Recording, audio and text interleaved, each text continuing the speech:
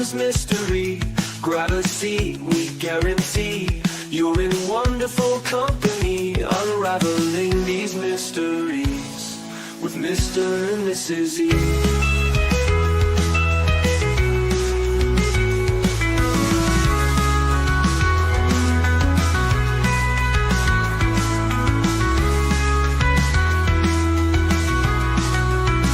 With Mr. and Mrs. E.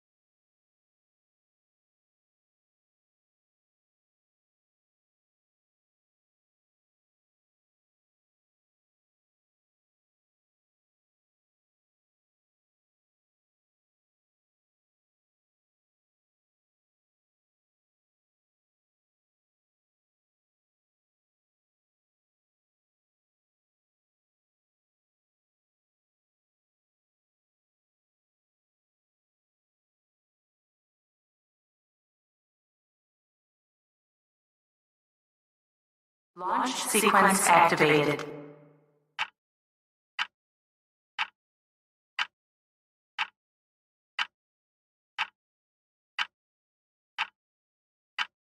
Prepare for light speed.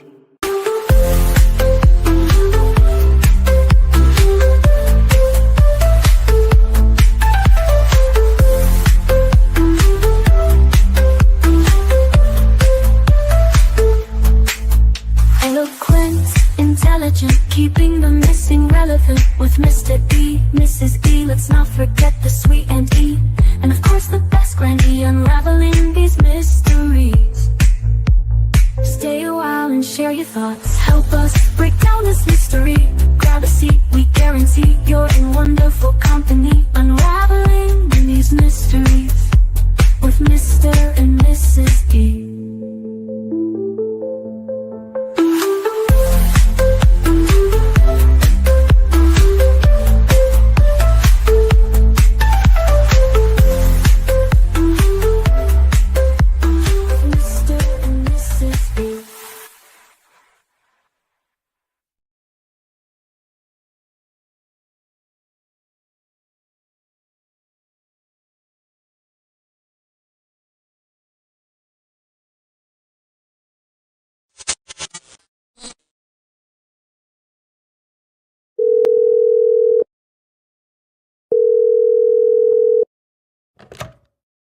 Auntie, is that you?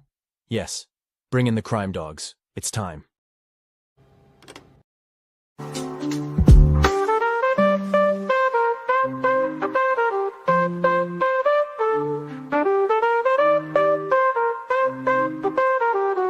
Unraveling these mysteries. Stay a while and share your thoughts.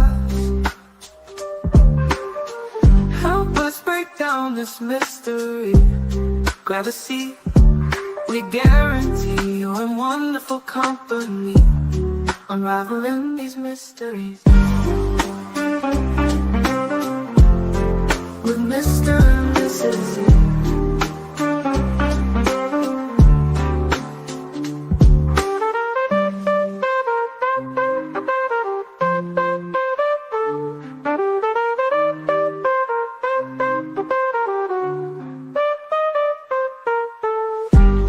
Unraveling these mysteries with Mr. and Mrs. E.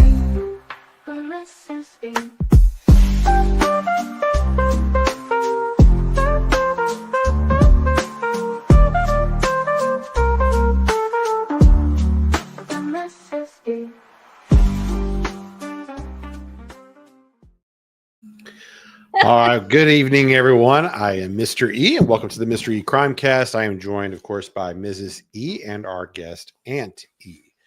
How's everyone doing? What was making you laugh there, Auntie? Oh, nothing. I was trying to finish saying hi to people on chat on my phone, and Yeah. I knew it was ending really quick, and I was like trying to do it really fast. I know. I'm always scrambling to do stuff at the last second too, actually. And In fact, somebody said, "Pick up the phone, Aunt E," and I thought that was funny. actually, I You know, have on this. the part where you're ringing me in, and I'm supposed to be answering the Oh, phone. yeah. You got to step away. I might. Yeah. Give me just one moment here. I apologize. How You'll is have to step out everybody of the room. tonight? We'll say hello to some people that are on. Hey, Rosebud. Just hair is looking crazy. too. Oh, it looks good. You always have such thick hair. My hair is not thick like yours. It's just not behaving tonight. We have completely different hair. And I want to tell Elle Kennedy, I saw your comment. Just so you know. Yeah. Favorite. Yeah, favorite. Auntie is the favorite there. Let's see. You want to Sorry, say hello to everybody, Aunt E? Yes. Hi, Real Me Too. Thank you for coming in and modding tonight, dreaming of blue skies and sandy beaches. Thank you for being there. Oh, and the wonderful Nightbot, who's always here for us. Thank you Go ahead. for everybody. I was going to say, that's all the mods I see here so far. I see Grandma Chachi. Hello. Victoria Solis. Hello. Alicia Hot Wheels. Okay. Sorry, my eyes are just not adjusting. Sorry about that. Angel Wings. Perfectly Imperfect Boys Mom, Melissa, Joanne McNeil, Purple World, Hello, Purple World. Ty Bay Lux, Angel Wings, And Rosebud. Pam Kaiser. So glad you could join us. Yes. Victoria Solis. See some new people too. The D White, Ruby, Diane Hilland, some of our old regulars. Yeah. Don't call them old. We've had a few people join on just because of this Drummond case. I think a lot of Jackson locals. We've had quite a few that have found us because of this this case here. And so there was a lot kind of going on today actually with this. And I do want to do kind of a little recap of what brought us here to this point. And just for anyone that's kind of just now getting caught up with the story, and this is a complicated case anyway, so it doesn't really hurt to go back through this a little bit. So let's start really with the victims. Do you mind to pull up the baby first? But good to see you all, and thank you. If you came in, if you wouldn't mind hitting the like button for us, that would be great. That helps us a great deal with the algorithm.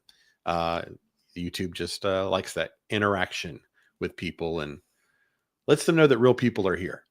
Also, if you can share a broadcast with any of your friends or true crime people or just people that you'd like to, please hit the share button and share our broadcast. Sure. Yeah. All that helps, of course. So this, I'm going to kind of go back through a little bit of the timeline here. Of course, pictured there, they are now referring to her as WW just because she is still a minor. So we're going to try to do that and not use her name at all. But so this really, the whole thing started July 29th when this child was found in a car seat in a front lawn in just outside of Dyersburg, Tennessee, kind of in between Dyersburg on the way to Jackson, Tennessee. And it was a very hot day. The vehicle drove off. And of course, there was a lot of concern about at first whether or not this baby was abandoned by an overwhelmed mother or something along those lines. They started trying to search for the parents. Quickly, they found out who they were. And they found out that the parents were Adrianna Williams and James Matthew Wilson. So they were looking for them, and they also put out an alert that they were looking for the grandmother, Cortney Rose, as well. Afternoon goes on by, and people that knew them were very concerned, saying this is out of the ordinary for them to just, not have their baby, drop it in a front yard, and disappear for hours. And unfortunately, later that night on the 29th, those bodies were found in Lake County in a remote area near Reelfoot Lake, like a state park area. And it was also very close to the Northwest Correctional Facility up there in Tiptonville, Tennessee. All of this happens in like the West Tennessee area, not terribly far from Memphis, kind of like northeast of there. So, of course, a lot of details about that how the bodies were found, the state of them, how they lost their lives. None of that was really revealed, but it was declared early on a quadruple homicide. And so I'm going to pull up that picture actually also, just so we, yeah. All right. I'm going to share the picture of the victims here.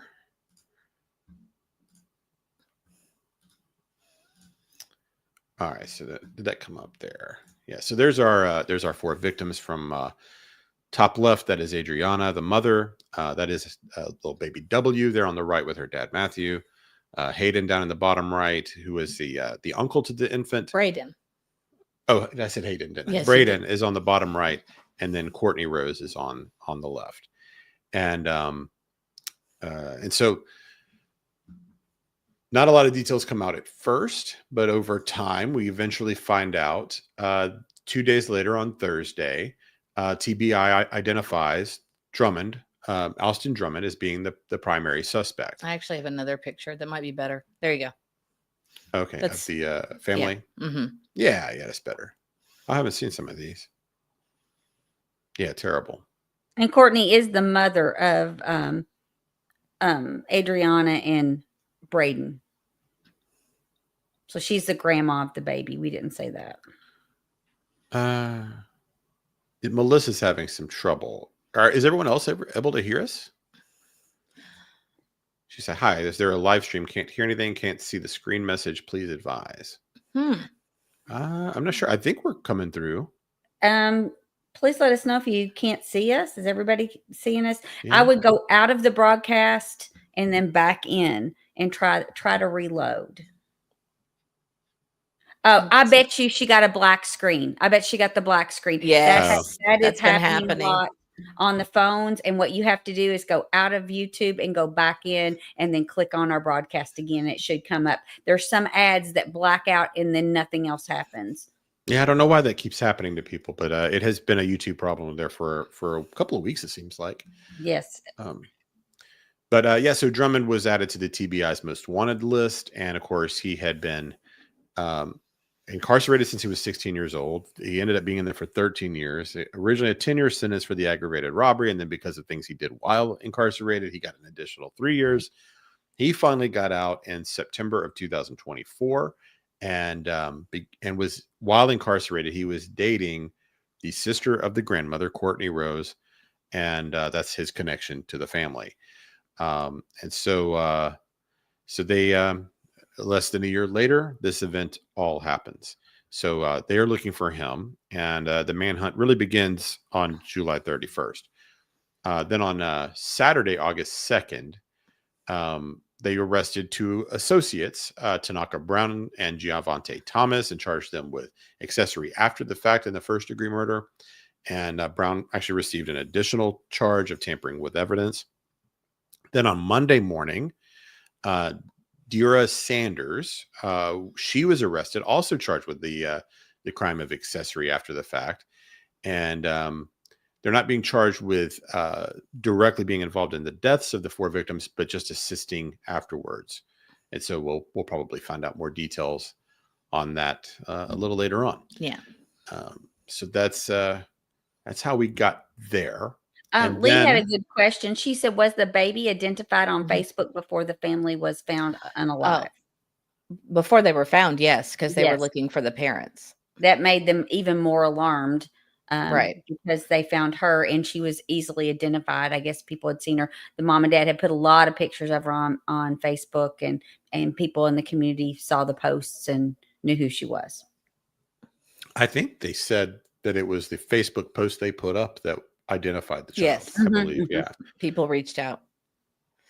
And before I heard that, I thought maybe it was they ran it through AI or, and were able to find it. Well, online. with having so many pictures on Facebook, I would think that they could have easily done that as well. I was wrong, but that's okay. So then, let's see. So then, I think there were sightings that night. Purple yeah, says a state worker ID'd the baby. Oh, it was a state worker that did. Yeah. So then they had increased the reward. The reward had gradually gone up over this period too. It eventually reached $32,500.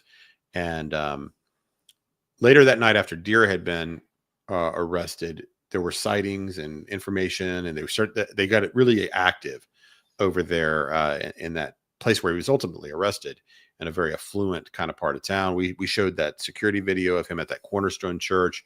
There was another clip of him going outside, just walking down the street. And so it seemed like they really had him pinned in. And of course, they ended up having him.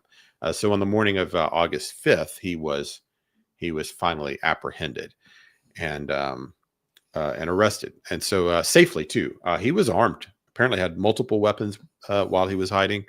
And we saw in some of those videos, he was carrying that rifle around with him, like out and ready to go.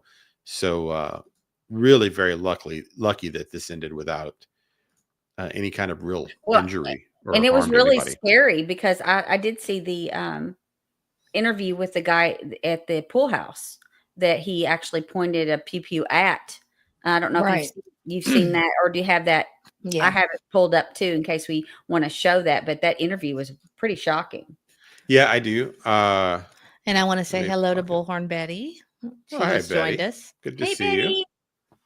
Always great to see you in here. We appreciate you dropping by. Let me see. Yeah, I've got that video here somewhere.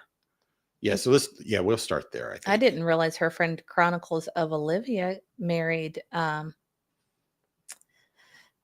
of the Idaho 4 victims' brothers. Wow. Mm-hmm. Oh, I didn't know that. Then I can't say it ever. Help me. Goncalves. Goncalves. Yes. I'm not sure. The brother that spoke after, remember, to the media? Oh, yes. Yes, yeah. he did a good job. He did a really good job. Oh, they're not married? Oh, I thought they were married. My bad. Yeah, don't do that to people. Oh. You know. I can't say it right. I shouldn't have even brought it up. But no, they're not married yet. Oh, well, I thought that's their channel said. Okay, I don't know. I'm wrong.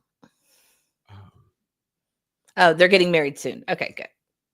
All right. And Rosebud said either he had this so planned with change of clothes or someone was helping him hide. I believe that all three of the people arrested were helping him after he was on the run. Why won't this let me share anything? Perfectly Imperfect Boy's mom, she said, I'm confused. So did the contractor guy make up that he spotted him in the woods, or was it the anonymous guy? The one, actually, I think there were multiple people that saw him. He was confronted with the pool guy.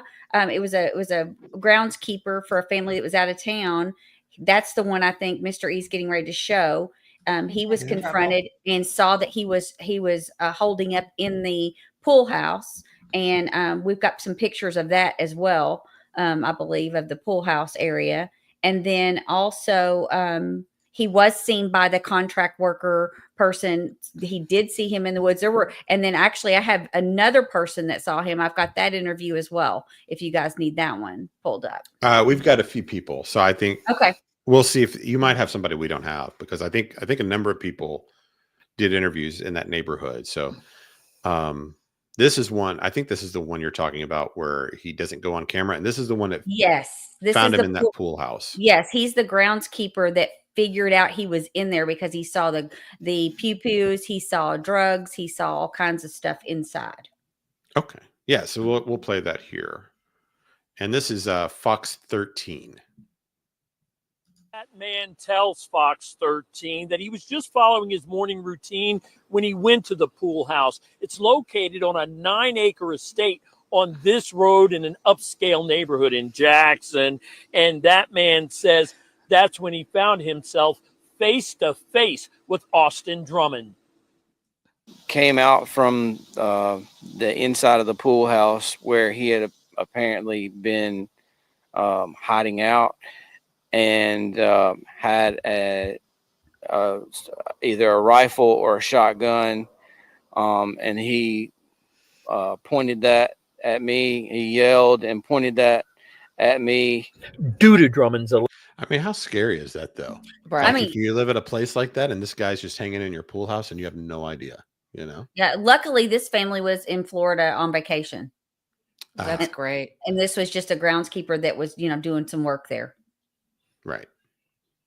Of course, and you'll see this through all these interviews. What a wealthy area this is. So Mhm. It seems really nice. yeah, interesting. That's where he chose to hide. I mean, It's actually kind of smart, honestly. yeah, I mean, in some ways, I mean, the smartest thing would have been just to leave town, Right. but not to stay there. Yeah. But But that would be the last place you'd look for him. yeah, but the only thing is just the security you would assume that all these properties have, Mm-hmm.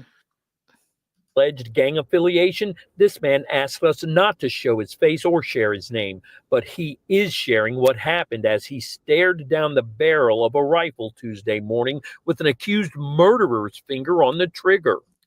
I do think this is interesting. This guy is going to do this interview without going on camera with his face because of the gang ties. Mm-hmm. I don't blame And him. I think that's wise, actually. He's probably the smartest one of the three because I've seen 3 people total and 2 of them have shown their face, and that's scary. Yeah, I just because you just don't know what kind of retaliation there might be, Mm-hmm. because he seemed connected. He had a lot of people apparently trying to help him. Mhm. So Yeah, Alicia, I don't think he's a groundskeeper. We determined he's a painter, correct? well, in the next interview, a different interview than we did the other day, Yeah. he talks about the guys on his crew painting a house. So I assume, Yeah, he Well, was a it's- contractor. He was a contractor. And Alicia is asking, and she said, I thought the guy was first to find him was on the phone with Ellie when they showed up. I think there were multiple people on the phone with Ellie. yes. Yes, they Yeah, have checked. They all kind of They spotted said- him around the same time. Yeah, and they said they are looking back at the call logs, but all right now there is at least 3 people that called in almost at the same time. Yeah, so- with the pool house, seeing him in the woods, and the other guy too. Yeah, it does look like that. If the 32,000 is going to get split amongst multiple people, it appears. Some of these residents probably don't need $32,000, but they're going to get it, I guess, or at least a I portion of don't it. know. I don't know how I would that's like to gonna see it go to those who reported it because they were instrumental in getting him. Oh yeah, yeah. Someone, I think, at the news conference, they suggested that would likely get divided up. And before we start back into it, Deanna D has been a member for 7 months, and I wanted to tell her thank you so much for being a member. We appreciate your Thank support you, of our Deanna D. channel. And she says, "Woohoo the ease" with a bunch of smiley faces and hearts. Thank you so much, Appreciate it Deanna. so much. We appreciate you being a member of our community. Um, And excuse Jennifer me. Gilly has been a member for 9 months. Hello, Ease and Crime Dogs with a heart. Aw, thank you so much. We appreciate your support as well. Yes, thank you very much. 9 months is a long time. We appreciate it. Hello, War Eagle. Just saw War Eagle. And Whispering Winds with Donna. All the friends are here tonight. Yes, everybody's rolling in. Okay. He ran toward me at first, which really made me take off. And he had the gun, so I felt like I could get away from him if he didn't shoot. But I ran through the woods into the middle of Pleasant Plains and flagged someone down. Wow. So he sees him coming out of the pool house, right? Mhm. He draws on him and he takes off and goes out to that Pleasant Plains road, which is one of the ones we were seeing Mhm. that was so important in the search earlier. So he never really left this area much at all. Look at that house too. Mhm. I mean, these are really nice. and use their emergency phone and call 911 from there. He says before finding I'll Drummond, take that house. Yeah, no doubt. It's like a Fugitive in the pool house or not, I'll take that it house. looks like a hotel. It or does. something. It It was does. beautiful. he was aware of the manhunt and just how dangerous investigators say Drummond is. He says he thanks God he lived to tell the story. I do feel blessed. Very blessed is the word that I can, because he could have easily, he had two guns right there loaded. I just, he and I back here, he could have killed me. And I can't thank God enough for making it. He adds, I wonder why he didn't, in a way. Was he too far away, or did you think maybe the shots would bring people and attention.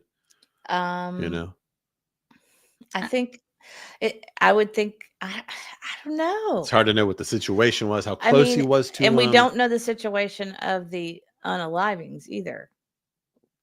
We don't know Not all of it. We know a little bit now. a little bit, Yeah. but we don't. I don't know. I mean, Yeah, we are going to get to that today too, because we do have his court appearance. We're going to do that later. real quick, Betty says, I never get to see you all this, so this is a treat. Thank you, Aw. Betty. You're Well, so thank you, sweet. Betty. Good to see you. And then War Eagle says, has been a member for 9 months. Thank you, War Eagles. That's awesome. Thank you for supporting us. Thank you very much. Baby time, LOL, woot woot. I don't know what that means. You'll have to be more Maybe clear. she's having some baby time. Oh, well, that I hope so. If that's the case, that's awesome. And while I'm thinking about it, while we have a lot of people here, can we go ahead and have let everybody know that we really do need prayers for our son? He's having the MRI on the 12th, and we need positive vibes and prayers for a good outcome on that MRI. It's really important. So if you guys would take the time to do that and add him to your prayer list, Middle E and Mr. E and Aunt E and I will all appreciate it so much. Absolutely. Yeah, that'll be a big one. Yeah. Sorry, I've been weepy about it today, so I apologize. It's coming up fast. It's been And Whispering Winds. Thank you. Oh, Donna, thank you so much. Thank you, Donna. Thank you for supporting our channel. You guys have been great, and we appreciate you all so very much. And if you got a membership from Whispering Winds, please tell her thank you. Thank you very much. We really appreciate it. We need to. Yeah, I haven't talked to Annie today. She doesn't know how weepy I've been today. Yeah, I know. I try to avoid you on those days.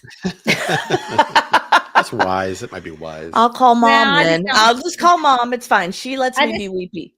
I know. I just don't want to. I don't want to do anything to upset you. So I try to stay away when you need days to yourself. Yeah. Yes, and I appreciate that. There's a singular sense of dignity he will now carry, knowing he helped in the capture of a man accused of the murders of 4 people. I feel super blessed myself from surviving that, but my heart goes out to the families that are all, it's a terrible, tragic thing, and I'm so glad for the people that got him into custody. And still ahead at 6, we're going to take an exclusive look at just how Austin Drummond was living, and you're going to have to see it to believe it. That's coming up in about. Okay, so I actually haven't seen that report, so I haven't either. Yeah, so we may look for that later on. That might be interesting to see what he was doing. But the suggestion is it looks like he was in there for several days, living in that pool house, maybe 2 or 3 days or so. That he had. They had all kinds of stuff in there. Yeah, contraband. Yeah. Yeah. Very similar to his cell. His cell. Yeah. Right. Maybe. Yeah. Very similar. I'm sure. So let's go to the other guy that called this in. Sherry, go ahead. Go ahead. I was just going to say, Sherry, the guy that was talking that would not show his face. He was the groundskeeper for that pool house and house that they showed, and he actually ran into Austin Drummond face to face, and he pulled a weapon on him, and he did get away and was able to call 911. Yeah, so it sounds like what he did is he ran from the property, ran through the woods, made it out to a street, flagged people down, called for help. So that was I think the first alert that he had been spotted there. And I think this guy is the last alert. Okay. Right before they catch him. Is that your understanding too, Auntie? I think so. And I do have another guy as well. I don't know if you have the video of the other guy. I have that one too. There's a third person that's done an interview that spotted him. Yes. Okay. I don't think I've seen that one. So okay. We can so do that. Are they one splitting it 3 ways then? I guess I I wasn't don't aware of the third person. I don't know. We'll watch that next and kind of see what we think. Okay. So this is Ricardo. We saw this an interview with him the other day. Do you recognize the reporter too? This is the guy that you were impressed that was wearing like the long sleeve shirt out there on that hot day. Look at him. He's in a suit today. I mean, he takes his job seriously. Actually, the weather's been much nicer. Like as far as heat, it has not been nearly as bad. So, but yes, but still, the jacket out in August is still something. Yeah, I mean, it's impressive. He's got class about him for sure. And Susan, we're just reviewing kind of this what's happened so far with the Austin Drummond case. She said, "How much have I missed?" We're just doing much. a recap. Yeah, we just did going we did over. a little timeline to get everybody caught up if this is new to them, and then we're going through the witnesses and kind of how they pinpointed him Right. partly. And the last person was a groundskeeper that spotted him in a pool house, Right. or coming out of the pool house where he had apparently been holed up for a few days on a really nice, massive property there. And this is the second interview we've got. This is the contractor. I think this is the call that finally got him caught. Mm-hmm. So he's going to tell his story here. And then Nicole says, I've heard they are splitting it 2 ways, but there was a third person that called. Okay. So that sounds right. I think Ricardo, this guy was the last one to call. Yeah, I believe that's the order it went. Good. It's been an exciting day for you. Oh, it was, and it's still. But I think it was good. Can you explain for our viewers what happened this morning? Well, what happened is it was like we were working outside painting a house, and one of my guys, he heard something into the wood, and he came to me and told me like, hey, I hear something back there, and I think it's a man walking over there. And I was like, a man? Look at that. I mean, this is how serious they took this guy. Oh, there was SWAT. FBI. Oh yeah, there was SWAT, FBI. It was crazy. Yeah, I didn't catch this when I saw it before, but that was FBI guys on the. It says FBI on the back of those suits. I was thinking it was not, but it is. So at that point, I knew it was him, because who else can be walking in between the wood, especially in that area that they've been looking for him last night and the whole day yesterday. So we saw him. I can't even tell it was at that moment if it was him or not. I just saw a man with a black dress walking into the wood, and we're trying to follow him with with. And again, I just want to mention that basically him being able to, if not for the media awareness and all of the social media and the mainstream media and everything out there about this guy, he may or may not even think anything of this guy walking in the woods. He might just think he's out there hunting. But that's where the media can play such a huge role. And I don't know if you saw this. Did you see on X the post I shared from TBI? I don't read your X. There was a guy. There was a man, a nonverbal male, probably looked like he was in his 20s, maybe, that had been found. Yes. And TBI put out the alert. Does anyone recognize this man? He's nonverbal. But it was the Facebook post that ultimately somebody recognized him. And oh my gosh, that's amazing. So that's kind of how this kind of stuff can work when we do it the right way. Can I show you something real quick? This just made my heart happy. Can you read that? Dreaming of Blue Skies says, I ordered a bunch of new merch. There are some awesome things. I got 2 t-shirts and one is pink, a notebook, a coffee tumbler, and a mouse pad.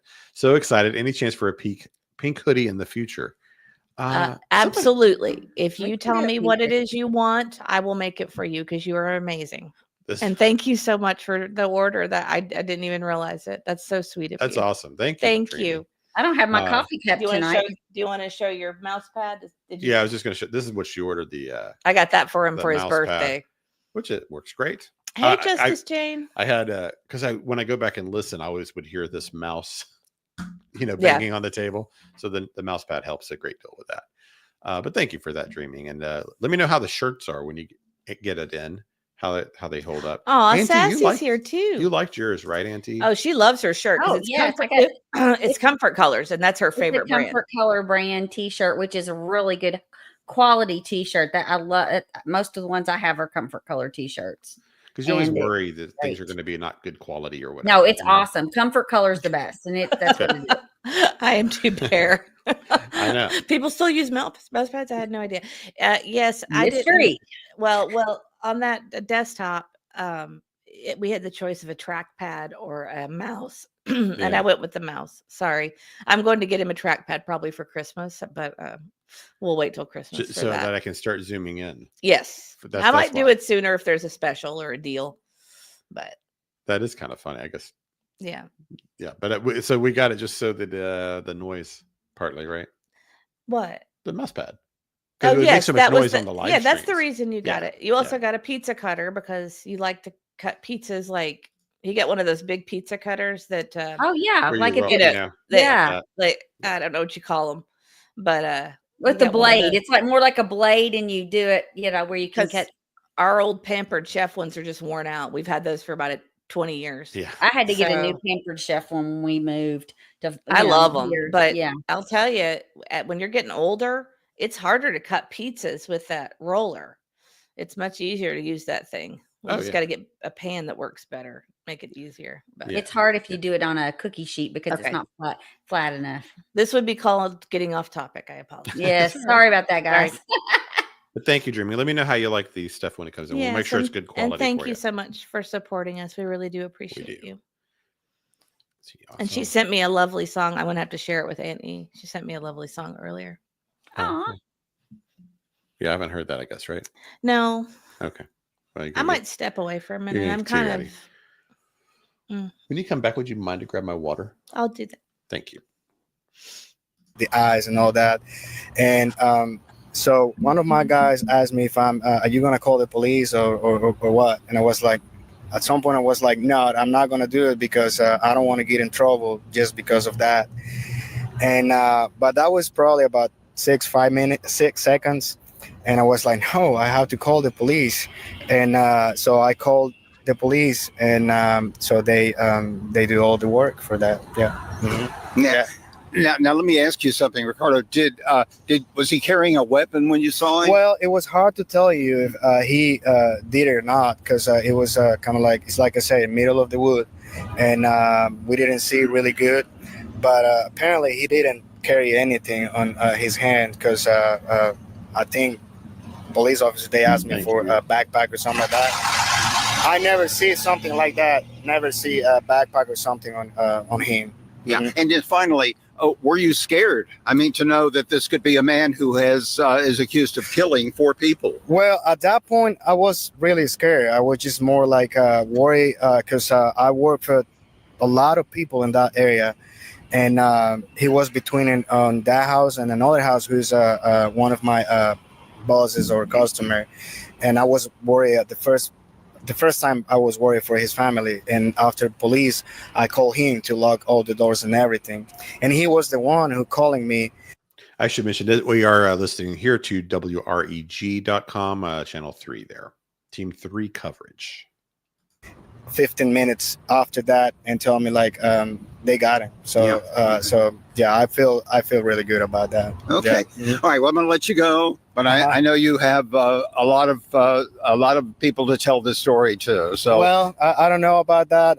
I just want to go back to home and hug my family, and that's it. Yeah, that's what I want. Oh, that's good. We'll let you go ahead and do that. Okay. Thank you very much. Thank you. Bye-bye. Okay. So, yeah, so that was Ricardo. So I think that's the last call that came in. And then would you want me to play the one that I have? Also, a couple of people had questions. Where did the weapons go? I am T Bear said, and those were, I believe, found in the pool house. yeah, that's the understanding there. So I don't know if he had one with him also, but it sounds like there was at least 2 multiple weapons though. Yeah. So and that he had the narcotics with him too. So you kind of feel like somebody was supplying him and helping him. And that may be where those 3 arrests came in, them bringing stuff like that to him. Right. Yeah. So we'll go to another interview. Well, let's do the interview you have, Auntie. If there's a third person, let's just do those all together. Can you share it? Yeah, I can. I'm not sure. A part of it kind of tells the beginning of the case, but it's not very long. It's only about 2 minutes. So hang on one second and I will share that. Okay. Let me go I back kind to of it. wonder why he decided to move during the daytime hours. Also, I know it doesn't make a lot of sense. you know, if he would, you'd think if you're going to move, you'd move at night. I guess eventually that pool house would have been checked, but I don't know. I'm sure there's some reason. Okay, it's this one right here. I'm going to share it right now. I don't know that I'll be able to hear it because for some dumb reason I can never hear it. when I'm playing it. I can't hear it. Okay, let me share it. Okay. We started at the beginning. Over. Thank you for joining us at 5. I'm Daryl Green. And I'm Darcy Thomas. Fox 13 was the only Memphis station with the reporter live in Jackson, Tennessee this morning as U.S. Marshals captured Austin Drummond in a wooded neighborhood. Drummond is accused of killing 4 members of a family and abandoning an infant in Dyer County 1 week ago today. Fox 13 continues our live team coverage tonight. We begin with Fox 13 Sheila O'Connor. She took Good Morning Memphis viewers along as she followed investigators during the final hours of the search and the news of Drummond's capture. Now she's going to walk you through the moments that agents zeroed in on Drummond. She also speaks to a man who spotted him and called 911. This is an interview that you will only see on Fox 13. This Tuesday morning was anything but normal for John Stickoner. Walk back down to the greenhouse and the back door is wide open. I don't leave it open. Stickoner does maintenance work for the people who own this home on Wynwood Drive in Jackson. His friends and neighbors have been on high alert since accused killer Austin Drummond was seen Sunday night at a church 1 mile from the neighborhood. I was doing a check because I knew he was so close, just making sure there wasn't no glass broke on the windows, doors kicked, anything like that. This wooded area behind me is where Austin Drummond was captured. The man who called 911 told me as soon as he got off the phone with police, they were here by this home within minutes. It caught me off guard, but there wouldn't be anybody else walking down in there, that early in the morning or actually any time of the day. In a couple of agent cars. I was the only Memphis reporter in Jackson as the search for Drummond intensified. Agents started the morning searching the woods by Cornerstone Community Church, the last place Drummond was seen. By 8:30 in the morning, agents sped away from the church.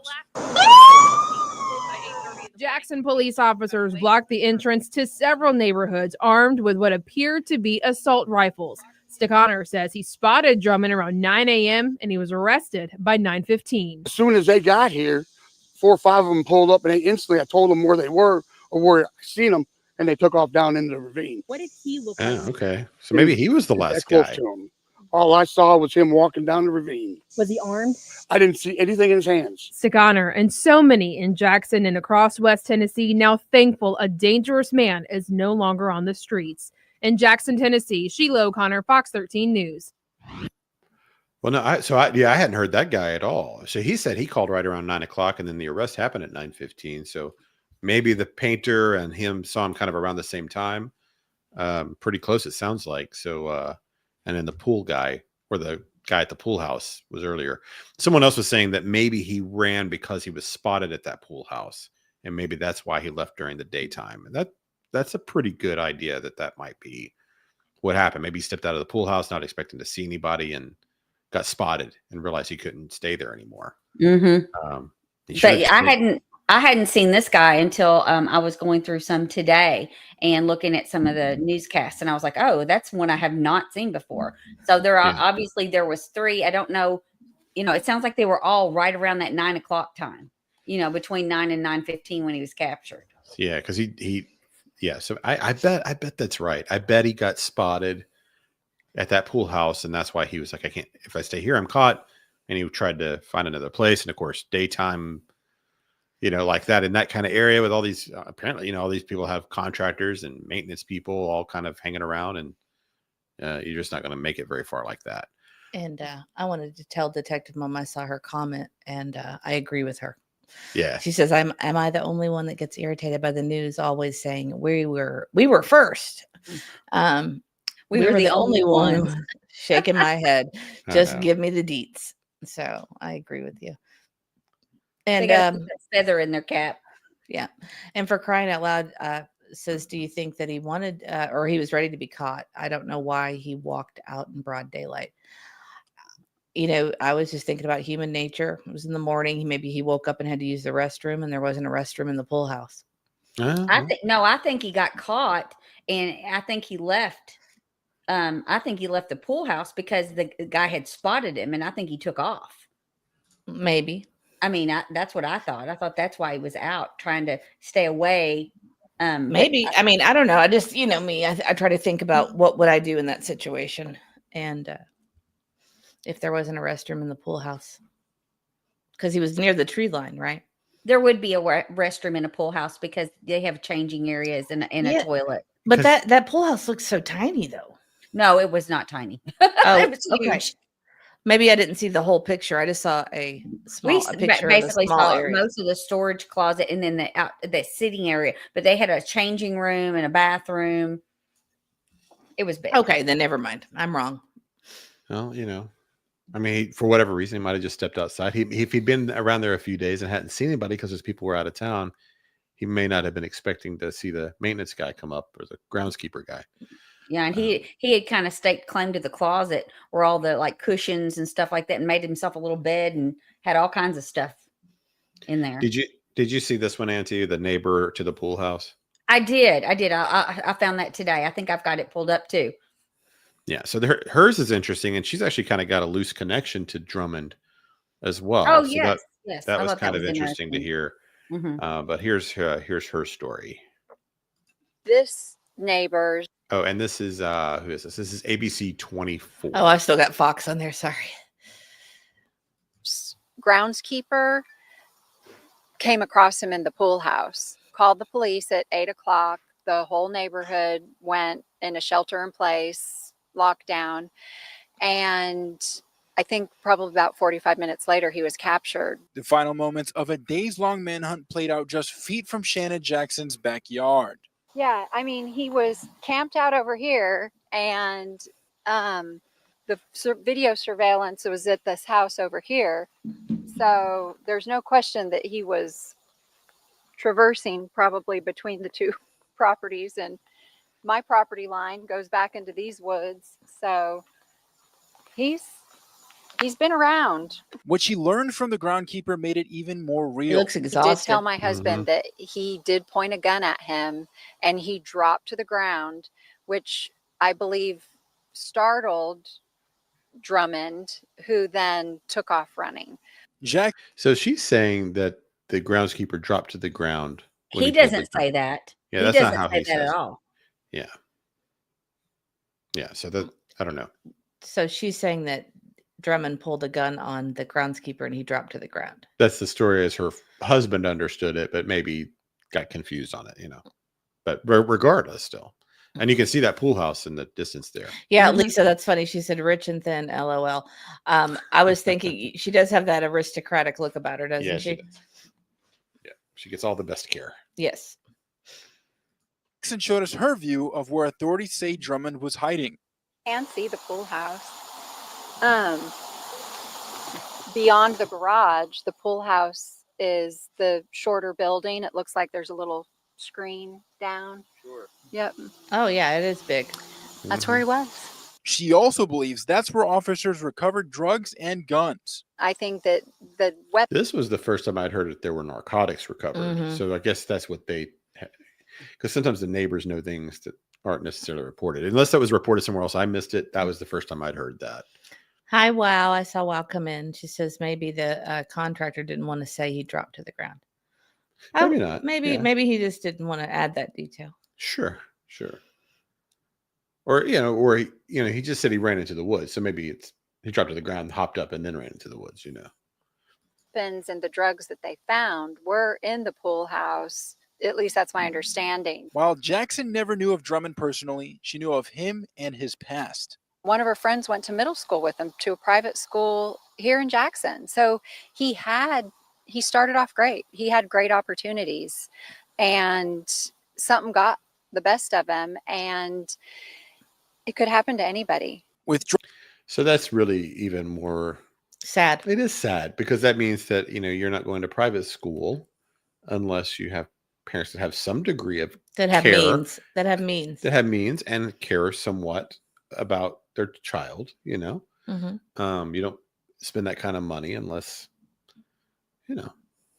so that makes it even harder when you see that picture of the dad and the mom and him coming out of prison and whatever happened. I guess this guy just was just a bad egg. Well, there I are don't know if you've seen it. sometimes when you are not allowed to be in public school for a variety of reasons. Mm-hmm. I'm not saying that this happened, but sometimes parents will enroll you in private school because they don't have any other options.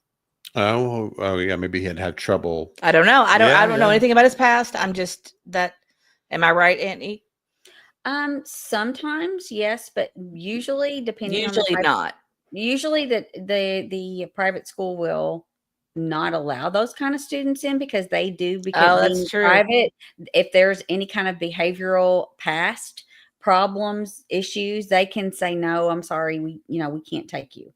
They, Right. they can discriminate. Private schools can Sure. choose how they want to do it. Especially if they don't accept any kind of public funding. So it just depends. The thing that I went back and read his report of the crimes he committed as a juvenile and some of his past, and it was bad. Oh, It was really? bad. Yeah, and I can Yeah. share that with you guys if you want to look at it. But it just details like the armed robbery that he committed. He was put into different kinds of homes for psychiatric issues, different things like that. He tried to unalive himself several times. I think they were kind of half-hearted efforts based on the details, but just he's got a pretty bad past, and it's kind of sad. Bye, Grandma Chachi. She's got to go be with her grandson, and absolutely, you can always watch us anytime. So Yeah, you can watch us on the replay. You can't always be with your grandson. Yeah. so. Go ahead. Go have fun with the family. Yes, he was incarcerated to some degree since he was 14. Some of these crimes were at 14, and yeah, it was pretty detailed. So I have that if we want to look at it or go through it. I have it pulled up. Yeah, that's interesting. No, I hadn't come across that at all. So, He looks so like out of it in that picture. Yeah, and he could have been under the influence. I would think that would not be something he would want to do so that he could be on the top of his game to try to escape. But obviously, he doesn't make good judgment calls anyway. So, I mean, he may have been addicted. and Cat Ride said, "Does he have Yeah. siblings?" I believe that he has twin siblings, based on the report that I read. And the mother was at the time of this report around age 14. His mom was a stay-at-home mom, and his dad was an exterminator. So that was mom so didn't they work. made good money. Sure. Was it his own company? No, Oh, okay. no, he was just I think an exterminator. And then mom stayed at home, and there were twins and him. How did this report come out? I'm kind of. How did that I got become it public? from. Let me look at the report details. It was from the Department of Corrections investigation report. I'm just kind of surprised they released it. They don't. I usually do know that. it's released. It was a document. I was able to just click on it. WBBJ TV put it up. Yeah, well, we'll go to that in a little bit because I think Yeah. that's interesting. And it does have the mom and dad's name redacted, and the brother was redacted. This twins were 50 at the time of this report. They were 15. Okay. And he even tried to hurt his brother really bad. So Wow. obviously there is a past of problems that he's had since very young. Right. Man. So we got about a minute of this, and then we'll go to a different thing. Drummond now in custody. Tabor Jackson is still shocked by just how close this hit to home. How lucky are we that he has been right here in our neighborhood and hasn't been violent again. As her family stayed vigilant during the lockdown, she says she found comfort in being prepared to defend herself if necessary. How scary is it knowing that somebody who was in jail for 13 years was able to get their arms on a rifle so easily? Well, I have a loaded gun in my nightstand, and so I was able to sleep easy. I think that I thought you would appreciate that. I thought that was That's hilarious. hysterical. all need to have the opportunity to keep and bear arms, because somebody like that is going to get their hands on a gun regardless. And with authorities being on, I remember Good point. some people were saying they were almost thinking that there were probably people that were kind of hoping he'd walk in and they could be the, Are you serious? yeah, that was almost the concern. Let's find him before somebody takes took care of him, you know. Hi, After what he Papa did, there were Rose. people that would have gladly taken him out, you know, if they had the excuse to do so, if he walked in their home. I like her name too. It was Tabor. Tabor. Yeah, that's a nice name. I thought that was a neat name for a first name. Well, again, I'm gonna go back to she seems to come from a long line of money. I'm just Yeah. gonna say. People just have an air about them, right? Yes. Yes. And she's remarkably 92 years old. I'm sure she's and not she a- looks great for her age because I'm just kidding. I don't know Yeah. how old she is. But Just kidding. Probably older than she looks, right? Yeah. Yeah. So did you either of you see this interview with this neighbor? I have not seen this one. No, you haven't. Okay. I've been working all day. Okay. Well, yeah. Some things pop up and some don't.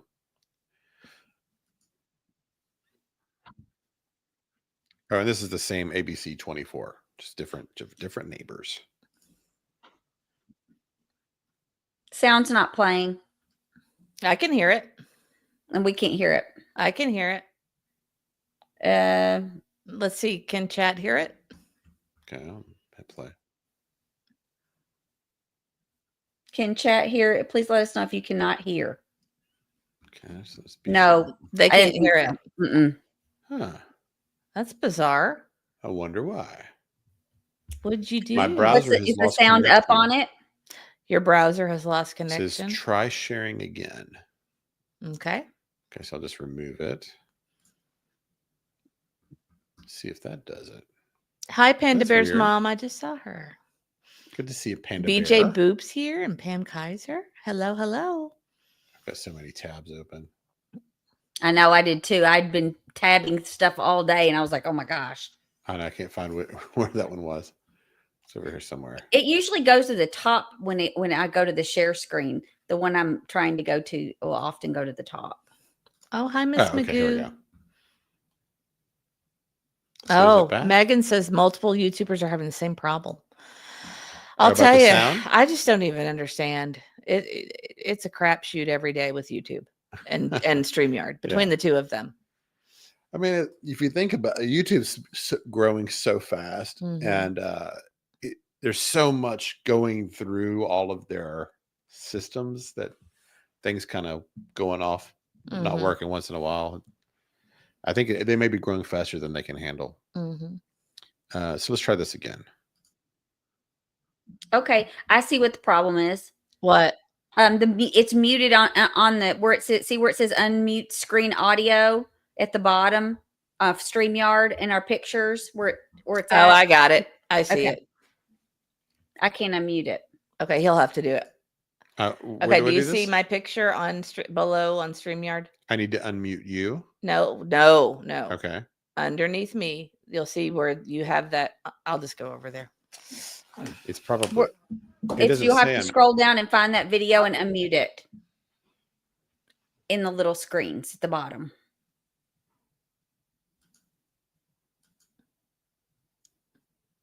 Huh. It's not saying it's muted. It is on mine. It shows it's I know it is, but I can't turn it off on mine. Do you want to send the link over to one of us? Can you Sure, I can send it to Crimeys. Do it like that. No, I would do it like copy it there. No, okay. And then go over here and put it in our back chat. Okay. Our private chat. That's weird. Yeah, I see that it's muted backstage, but it won't unmute. Okay, so let's see if maybe somebody else puts it up there. Maybe it'll work. I'll see if I can do it. So who is this? Is this a neighbor or who are we going to be listening to? Another neighbor in that area where this all happened. Okay, I'm going to remove yours and It's a little bit of a longer interview, so like 4 minutes or so. Oh, hi, love God. She said, I just found you guys first time here. Welcome in. We're so glad to have you. Yes, thank you very much for joining us. And Romy too. I heard Betty was trying out another system. She was done. What's she trying out? I know she's done with StreamYard. Yeah, StreamYards is expensive. And I've heard of some people lately that were using Rumble Studio and they've been having trouble. So I don't know if it's just that the streaming world is growing by so many leaps and bounds they can't keep up or what's going on. Okay. Is that the same one? Yes, that's it. Yes, yeah. I just went like a minute 10. About right here. Oh, a minute. I started at about a minute 10. Okay. And it is. I skip all the fluff. Yeah. I just get to it. Okay. Well, so let's see if it works on my end here. It's not showing muted. And they got out and started looking around our house with guns pointed, and that's very unsettling. But on the other hand, it made us very comfortable because we knew that we were being protected really at that point. And so the neighborhood is pretty tight, and everybody was texting back and forth. But this saga had to stop because we can't live this way. So, Mr. Tom, when did you see all that action occur? Was it this morning, or was it on Sunday? No, it was this morning, and really all day yesterday. They were in the neighborhood throughout the day yesterday. What's the atmosphere? I know you just described a few seconds ago, but what's the atmosphere been like for you and your neighbors here just over the last 3 or 4 days, knowing that he was in this area this entire time? It's very unsettling. It makes it difficult to sleep. So we have to protect ourselves in the way that the Second Amendment allows. And so I like this place. I know. So I thought of it's you. over with because once again, I moved over here for peace and serenity. And we hadn't had that for the last 3 or 4 days. You know, that's the kind of Thank guy goodness that you they got see it. on the golf course And I'm every not sure if day. you saw that video that kind of has been Guaranteed. circulating on social media, but he was just near the university, just down the street, knowing that knowing that he was just that close, ma'am. Yeah, we walk all the time in this area, and my next door neighbor and I were walking Sunday, and she said, "I just think he's in these woods," and I said, "Oh, you do?" So, but we felt unsettled, and we are so glad we can go for a walk now. Another time they got camera evidence of him over here at Cornerstone Church, and my neighbor standing there can probably throw a rock and hit that Cornerstone Church. And so that's very unsettling to know that he's walking around in the dark throughout our neighborhood. And then one thing I wanted to ask is, knowing that, he finally got captured, that this city and this neighborhood can finally, as you just said, kind of be from unsettled to settled. How does that give you more of a peace of mind right now? It's pretty good. My neighbor and I were talking, we need a little bit of a transition because we've been so geared up in a situation we're not used to. And for me, it's just we can breathe again. We can go back to living again without having to worry about this problem. Thankful. I want to thank all the members of the police authority and the FBI and everybody that was chasing this guy down. He's cute. Good for them. And back, like, it makes you want to go do stuff for him. She's younger. And I think that's his second wife. Continue to let him know. how much she's they're not that much appreciated. younger. I'm just joking. Well, thank you so much for your time. And like I said, we're here in the Saddlebrook Drive and Country Club Lane area of Jackson, Tennessee. People living here, residents feeling finally at peace, knowing that Austin Drummond is captured by authorities. We'll have more for you later at midday. Live in Jackson, Tennessee, I'm Desmond Nugent, ABC 24 News. Desmond, thank you so much. We really appreciate that update. It was good insight. I was waiting for you guys to stop it. I'm like, why haven't they stopped it? Yeah. Because it was me. I was going to tell you, Town Chat Cafe just started their channel, and they went with EV Mux streaming. EV Mux, MUX. I was gonna go with the one for Mac, but I don't know. I just can't. I just got him where he can use this one, so I'd have to teach him a whole new one. So I know. I just learned how to use it too. Yeah, we've got to downgrade though. It's like $90 a month now. Oh, it's awful. Yeah. Town Chat Cafe. What is your channel going to be about? Do we know? Have you heard? I don't know. What is Town it? True Chat crime Cafe. or other topics, or kind of what are you doing with? Yeah, your tell channel? us about that. Just And curious. then I saw some other funny comments I wanted to mention. And Sammy G says, I think he sounds like old money, verandas and sweet tea. That's the one I loved. I love it. Right. And I like this one too. She said, "You have to love that FAFO attitude." That's our sweet Sharon Marlowe. We love Sharon Marlowe. Yes. Yes. I mean, that's what I'm saying. I think there are some people that were almost they wouldn't have hesitated if that guy had walked in their door. Right. And I am a little concerned about all the people who've gone on camera, and I feel the same way. And yes, I think that man just stepped off the golf course to do his interview. I agree with that. Here's my free advice on this situation. Talk about it, but I wouldn't go antagonize any of these people. You know what I mean?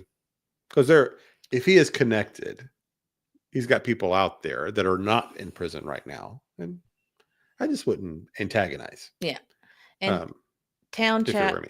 says we'd have to go watch. It's like she's doing minute shorts. So, but it's at Town Chat Cafe. Great. So thank you for letting us know. We'll That check is it easy out. to remember, at Town Chat Cafe. I'll check that out later. Susan, I hadn't heard that. ABC, she said that ABC 24 had his friend in court, and I turned on closed caption to understand the law was watching him for a while, with the friend dropping stuff at the prison where he unalived them. Some snitched. So I saw that they hold on did a 1 second. live. Town Chat is going to do a range of topics, including crafts, cooking, designs, pets, shopping, crime, mystery, missing people, and much, much more. And I can't play the short because we get struck with monetization when we do that. Yes. We've learned that lesson. But I will put your link in chat if anybody wants to sub up to that. Yeah, we always forget about the music on stuff like that. We're Yes. and then later we got. And then we have to go edit it out. Right. But I am putting your link in chat so everybody can go check it out. Good luck with everything. Yeah, good luck. Yes, with it. good I'll luck. sub up later on. I just did. Oh, you did. So we're already done. Oh wait, no, I just did. Thought I had, but I had. So Susan, I want to read this again. So because I was looking for this and I couldn't find it. So Susan Nunez says ABC 24 had his friend in court, and I turned on closed captioning to understand the law was watching him for a while, with the friend dropping stuff at the prison where he unalived them. Yes. So some snitched. Yes. So I saw that. That's what I was telling you about earlier. Yes. I tried to find it, and I know they did various lives today on that network, but they weren't saving all of it. I checked. I sent it to you. Is that the one I sent you earlier? You sent it in Crimeys? I think so. No, For I those don't of you have who that. don't know, we have a little group chat with the three of us. We call it Crimeys because we were originally going to call our subscribers Crimeys. Oh, I saw that additional suspect. Yeah, it's not very long. Okay, we'll do that after we do Drummond's appearance, if that's all right. Yeah. So yeah, I'm gonna- that's the interesting one for okay. sure.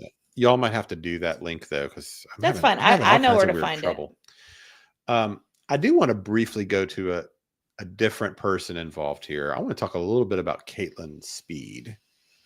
So I think a lot of the mystery still around this is exactly what that situation was, and we may or may not ever get any clarity on that. Really, let me do this here. So this, Yeah. okay. So it's not letting. Okay. Thank you, Romy, too. I appreciate it. I saw that. I just hadn't had time to reply yet. Mrs. E, I think you have to remove that first before to let me. Sure. All right. So there's a little bit going on with her. So this is I found it. I know some of these pictures have been out here. So there, clearly she is pregnant in these two pictures, right? And these are relatively recent. And these were from her page, but I hadn't seen this one. Had you seen this update? Yes. I can't see it very well. Are those the Gatlinburg pictures? Yeah, I hadn't seen this one. So this says, this is from Gatlinburg, album Gatlinburg. Caitlyn Speed added 63 photos and 18 videos with Austin Drummond. And it said, but it's dated July 25th at 9:21 p.m. And she says, finally getting around to posting our Gatlinburg pictures, much needed family time. So sounds like everything's okay there. Yeah, everybody's saying it's too small. Can you send it to me so I can zoom in? Yes.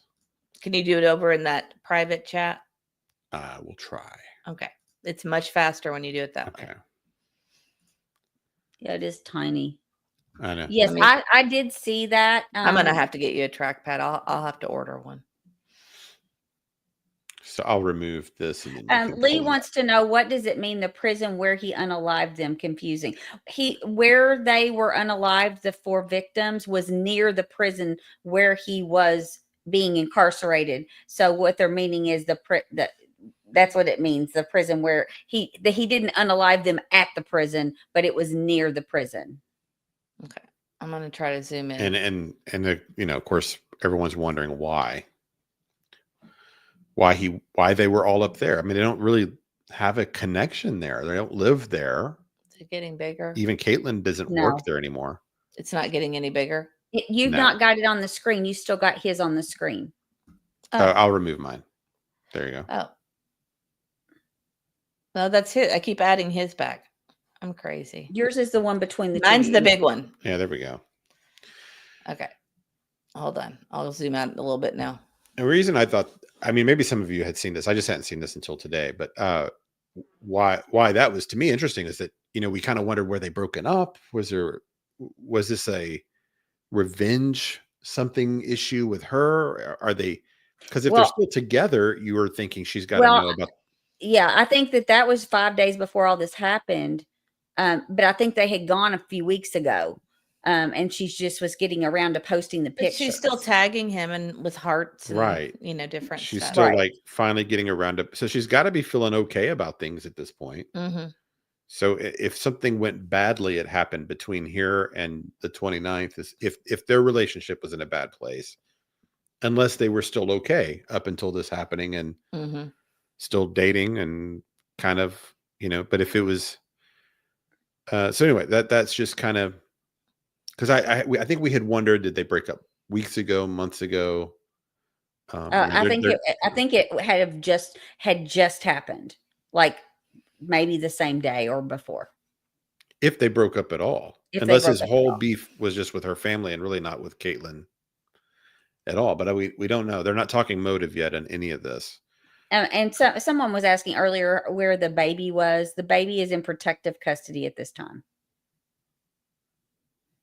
That was what Matthew's mother and father said today in their statement. I don't know if you have their statement where they were outside the court today. With actually, Real Me Too sent it to me. So whenever I have it pulled. I have it pulled. Oh, you up do too. Yeah. Okay. Actually, I think let's do, because I think the most interesting thing from today is his court appearance. Actually, so maybe we should do that next. But yeah, let's do that because we can go to the other stuff later. But his mother was outside the courtroom with signs, and she did make a statement, and the father. I did want to but before we get off the Caitlyn part of the topic, I just wanted to bring this back. So another part of this thing is what happened to where she's not working at the prison anymore. Her ex-husband claims it's them having an inappropriate relationship and all of that. Oh, I can take that banner off, can't I? According to this is from WSMV Channel 4. So this is a Nashville station here. WSMV4 confirmed that his girlfriend was also a correctional officer at the Northwest Correctional Complex from October 2023 to October 2024. So she was there until about a month or so after he was freed. Mm-hmm. Then it says she was terminated due to, and in quotes, job abandonment, according to the Tennessee Department of Corrections. Did you have a copy of the letter? I had seen a copy of the letter that told that her exact dates of absences and that she was terminated because she had stopped coming. How many days of absences did she have? Hang on. Oh, a lot. I can find it. I was going to say, I don't have it. That's one thing I don't think I have pulled up. I can find it. I had his report. Just give me a So second. she just quit going to work. Yes. Kind of like that. Yes. So did she quit or did she get fired? But it was shortly thereafter, shortly after he was released. Just within a few weeks. Okay. Let me find it. Actually, Real Me Too sent it to me. Let me see if I can get it that way. So here it is. So I some got of it. you know. So good. Yeah, Angel Wings is saying she didn't even Sammy, call thanks in. for joining up. Oh, thank you, Sammy. Yeah, thank you, Sammy. Oh, appreciate it. That's a new member. Welcome to the Dog Pound. Thank you You're very a much crime for dog, doing yeah. that. We've enjoyed having you love here her on this. picture. She's beautiful. Yeah. Mm-hmm. I love her hair. Am I remembering? Is it Sammy that's an attorney? Am I remembering this right? Did she I think say so. that? I think she might have said that. I might be thinking of another person. Okay, I've got it. Okay, so I'm going to just read from this. You have failed to report to work or call in the following dates: Monday, October 7th, 8th, 9th, 10th, 11th, 14th, 15th, 16th, 17th. Attempts have been made to reach out to you concerning your absence. However, no response has been received. Based on the information outlined above, we consider you as having resigned, not in good standing from your position with this department.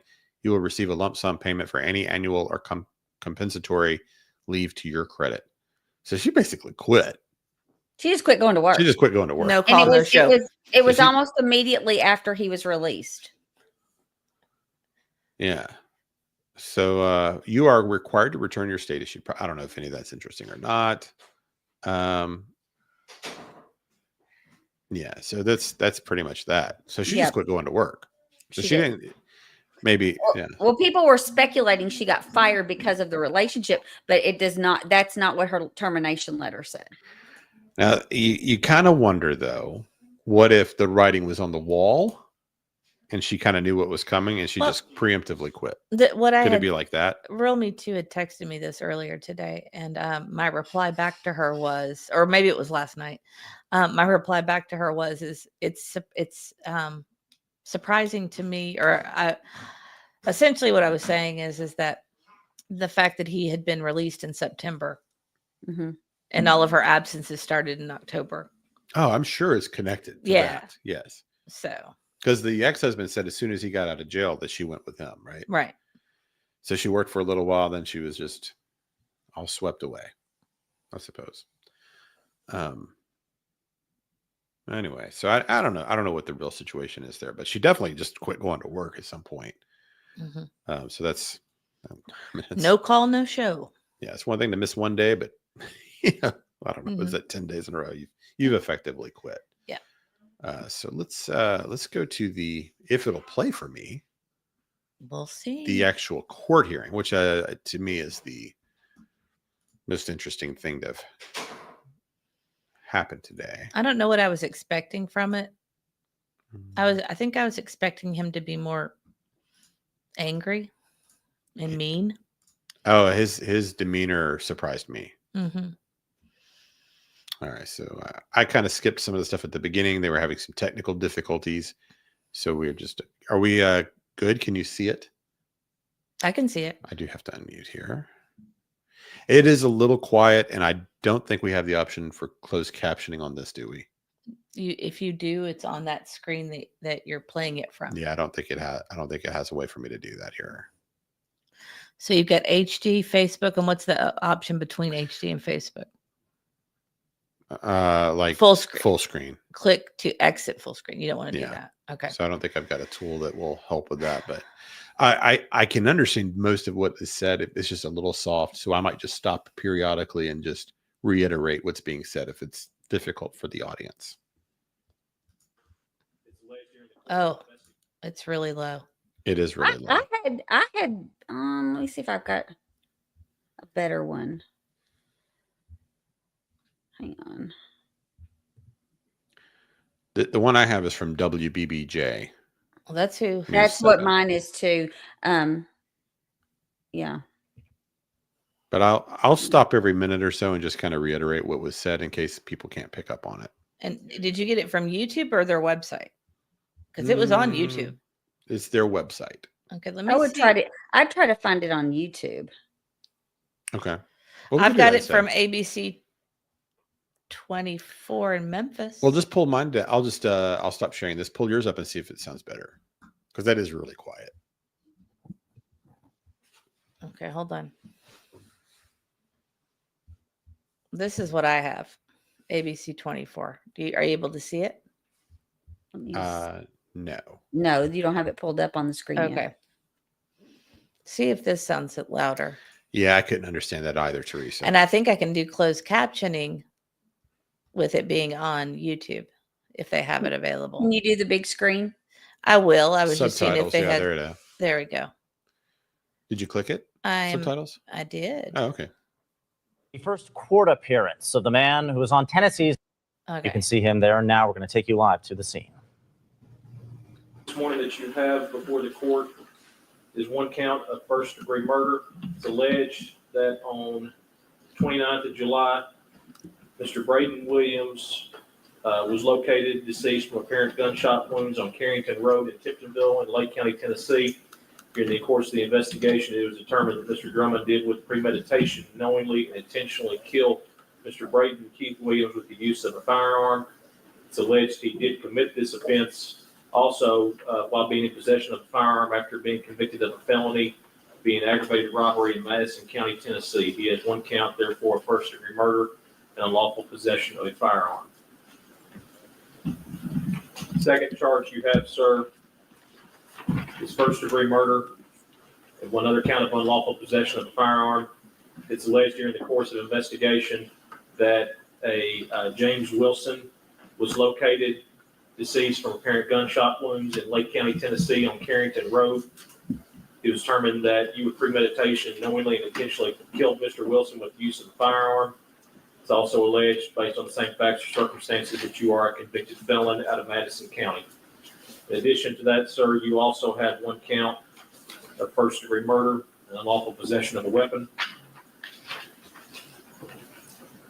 It's alleged that during the course of investigation, officers determined that Mr. Drummond, with premeditation, knowingly and intentionally killed Miss Adrianna Williams in Lake County, Tennessee, on Carrington Road. She was discovered from an apparent gunshot wound, deceased. In addition to that, he also is a convicted felon out of Madison County, Tennessee. You also, sir, have one count of first-degree murder and additional unlawful possession of a weapon. It's alleged during the course of the investigation, officers determined that you did with premeditation knowingly, intentionally kill Miss Cortney Rose with the use of a firearm. She was discovered deceased from apparent gunshot wounds on Carrington Road in Lake County, Tennessee. It's alleged, in addition to that, sir, as previously stated, you are a convicted felon allegedly from the county of Madison in Tennessee. It's just because we have the other charge. I want to have. Okay, pause for a second. Just want to make sure we're all up to speed on that. So we kind of had it confirmed before just because of the warrant, but we definitely have it confirmed now that all four of the deceased were from gunshot wounds. So he's getting charged with all four counts, first degree there. And then because he used a firearm in each instance, he's being charged with that. Also, because obviously he is a felon in Tennessee and cannot have a firearm legally. So that's where we are at that. So, and of course they listed all four of those victims there, but if you want to go ahead and play, but I do want to stop periodically through this and just kind of all of us commentate whenever if there's something you want to talk about. Okay. But I'll just ask you to stop then once in a while.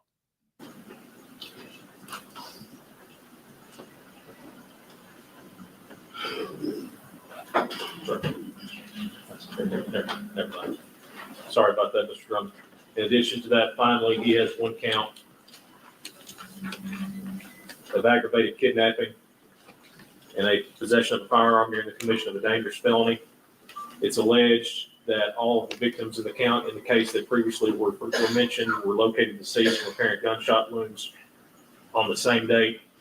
A minor child with a date of birth 12/12/2024 with the initials WW was discovered left in the front of a residence in Dyer County, Tennessee. States that Mr. Drummond committed the offense of aggravated kidnapping by false imprisonment, which was committed to facilitate the commission of a felony or flight. It's alleged he committed this offense also possessing a firearm during the commission of said dangerous felony. When he possessed a firearm, he therefore has those counts. So that answers another question for me again that I had, which was what was that kidnapping charge all about? And I had wondered, okay, is it because of the baby being dropped? Was that the kidnap, or was it going to be that one of these victims had been abducted at some point leading up to taking them up to the woods? But that answers that question. This was him taking the baby and having the weapon with him at the same time and dropping her.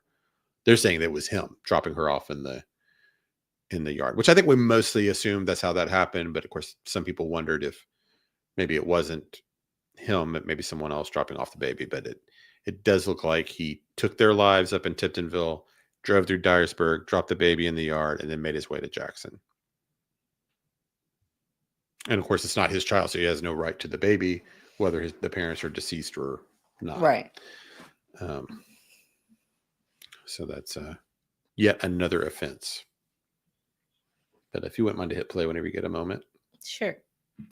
General Goodman, is the state moving forward with felony charges in this matter? Yes, Your Honor, we are. Mr. Drummond, I'm going to enter a not guilty plea for you at this time on your behalf, being that you did not have counsel appointed or retained to represent you. Are you going to be able to hire an attorney, sir, to represent you, or will you need me to ask you questions about your finances to appoint you an attorney?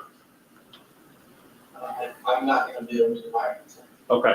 Sir, if you could, to the best of your ability, please raise your right hand for me. Do you swear or affirm the testimony you are about to give is true, so help you God? Yes, sir. You put your hand down, sir. Mr. Drummond, prior to being taken in on these charges, sir, were you working anywhere? I have a business, inflatable ring business, kids parties, part-time shows, decorations, stuff like that. So you were self-employed, is that correct? What? Pause. Okay. Now this is. Did he say kids parties? I don't know. Yes, he does rentals for kids' parties. Oh. I couldn't make that out. Even closed caption, he couldn't pick that up. So Yeah, rentals it's something for- about kids' parties. Yes. And then he clarifies that he is self-employed with whatever he was doing. Wow. But he'd only been doing it 2 months. Well, that's so people are saying he was renting animals for kids and things like that. Good night. Okay. Another thing people keep mentioning is how people are getting the Kohberger vibes from him with the dead eyes and that kind of thing. Am I the only one that I thought he looked scared? Am I the only one that sees that? Or No, I think he looked exhausted. I didn't think he looked scared at all. Okay. I don't know if scared's the right thing. I don't know. I have mixed emotions about it. Okay. I really do. I'm just going by like just the face and the way I thought he looked I think he knows the inevitable is what I think. yeah, I don't think he has like that confidence and that kind of like completely vacant Kohberger thing going. I thought he looked He's much more deer in the headlights or respectful. something. He was much more, I thought he was more respectful than Kohberger was. Kohberger, I don't know. He just had a very strange coldness. He said, yes, sir. And he was respectful. And now one of the other ones, people that were charged as an accessory with this, that one of the guys, the one that was, what's his name? Fat Boy or something. He was rude. He had no respect for the judge. Alex Anthony says gets animals for kids parties and like the snake in the picture, for example. That makes sense. Okay. That makes sense. And then Frida is watching us from New Zealand. Thank you so much. We appreciate you. Hey, Frida. Yes, thank you, Frida. We've had a couple of people from New Zealand watch the channel before because Australia, New Zealand. Anytime I see New Zealand or hear, I always think of Flight of the Conchords. Yes, we love that. I wonder if they're popular there. Like they're popular in popular here. Yeah, and maybe not popular there. But not necessarily popular there. I know. I think they are popular there. I think so. I love But you're wondering if it's a David Hasselhoff kind of deal. Yeah. Hasselhoff goes to Germany and he's super popular. Yeah. Singing here, not so much. Right. But yeah, so that's what I always think of. Yeah, so it looks like everybody's disagreeing with me. So everybody else is kind of getting a different read on him than I did. I thought he looked almost like a child. Like a scared child, but everybody else is kind of seeing it differently. So, Alex is from Long Island. Right. Cool. Oh, okay, welcome. Very good. Okay. All right. Let's hear more about this business. Okay, sorry. What I'm going to ask you, sir, obviously that may vary depending on how much business you generate monthly. If you could estimate for me what your monthly income would be from that business. It was in there, but it was around $4,000 to $6,000. Okay. Okay. $60 a month. $4,000 to $6,000 a month. Oh. I was just starting up a lot of Just start renting animals. When did you start this business, sir? Forget this whole YouTube thing. We got to rent some animals. We need to get ourselves some llamas. Stop.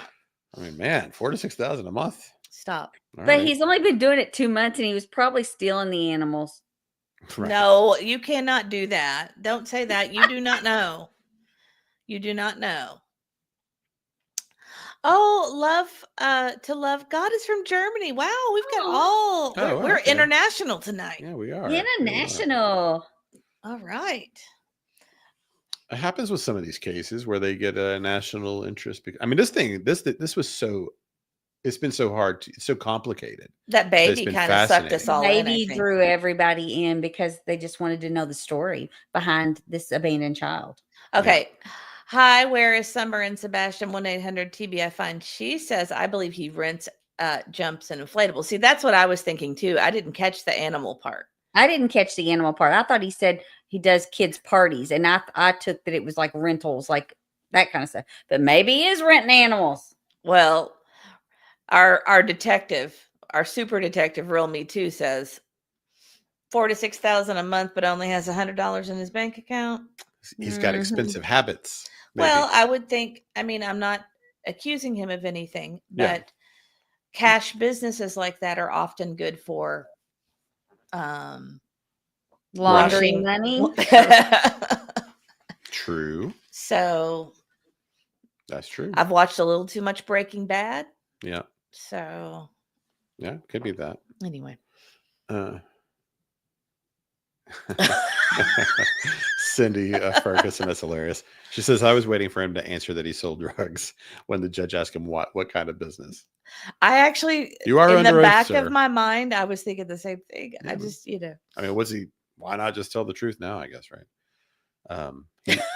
Rosebud. Alpacas at the courthouse like the Depp Heard trial. Yeah, I don't know about the alpacas at the court. I didn't watch the Depp trial, so I'm not sure. Jenny Machete says, I've watched just enough Breaking Bad. Yeah. I don't think I could ever get enough of that show. I can't get Annie to watch it. She refuses. So I've been trying to watch The Good Place and finish it, and I still can't get through all of it. So it takes me forever to watch a show. That's a quirk that Aunt E has. Once she has a show, she sticks with it until the bitter end, and then has a hard time transitioning to a new show. Yeah, I may rewatch the same thing over and over. How many times have you watched The Office, start to finish? Start to finish, probably 6 times. Yeah. My favorite character on That Good Place is the Jacksonville fan. I can't remember what the name of the character, but the Asian kid. He's a Jacksonville Jaguars fan. Yeah. Because nobody's a Jacksonville Jaguars fan. Isn't his name Jason? Yes, it is. That's it. Mm-hmm. Yeah. Yes, he's actually a Jason. really, really great actor. I mean, not that he's yeah. not on that show, but I mean, he's. I've seen him in dramatic roles, and he's great. You wouldn't even know it's him. Yeah. Oh, I love all of them. They're all great. They're dynamic and it's really good together. Oh, yeah, that's good. And Mohawk Mom, yeah, you would have to have insurance to have a business like that. And insurance for that type of business would, I mean, be pretty high. Yeah. Be pretty high. Well, especially if he's truly renting animals. I mean, that is a liability in itself, and you have to prove that the animals have had immunizations and things, and they're safe around children. So who knows what he's talking about? It would probably cost him $700,000 or $700,000. Hello, $7,000 a month to rent stuff like that he rented out. Yeah, it doesn't make sense. It's a cover for his rug business. He's selling rugs. Maybe. But he swore. But he did swear. You guys are cracking me up with all of our Ozarking the money. Yeah. Yeah. That's another one you need to watch, Annie. Yeah, actually, you'd like that one. If you want to ever really understand money laundering in a dramatic series, Ozark really does a great job at kind of explaining how it works in a very entertaining way. Yes. And of course, that's Jason Bateman, and he's great. Well, too. she won't, I know how she is. So I'm very select on the actors that I will watch. They have to meet a certain criteria. And so it's true. I will not be watching Ozark because of the criteria that I have for the actors that I watch. Okay, so Lee T says the reporter said it was reptiles at kids' parties. There is that picture of him with the snake. Right. So maybe he took that snake to the parties or whatever.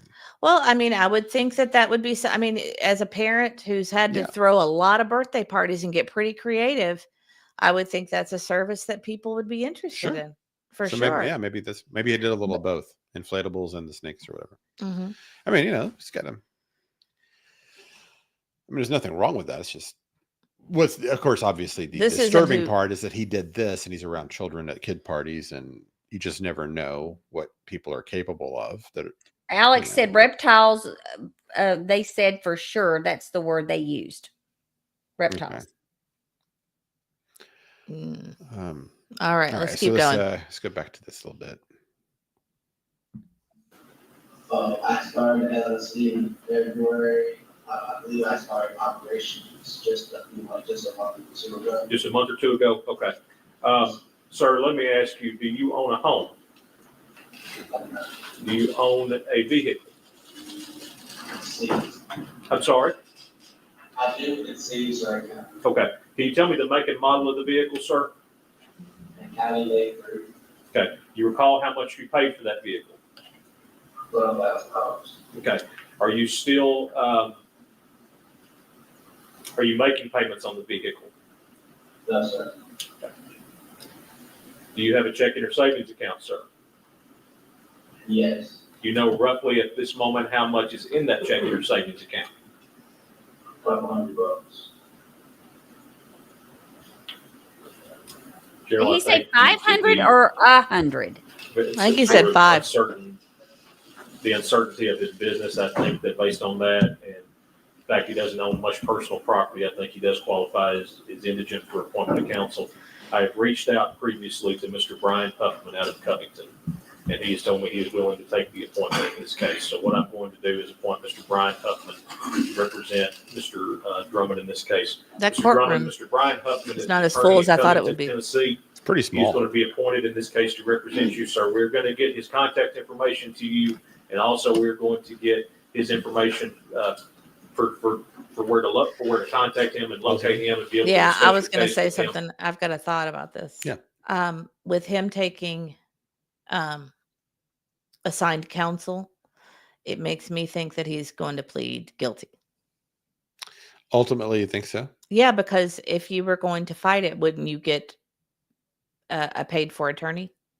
Well, he doesn't have any money. That's true.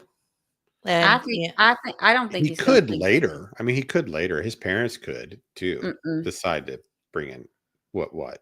I think where Summer and Sebastian says, I believe there is so much more to this than we even know right now. I think you're right. Definitely. I think there's a huge layer of what happened. I think there were probably other people there, or there were other people involved.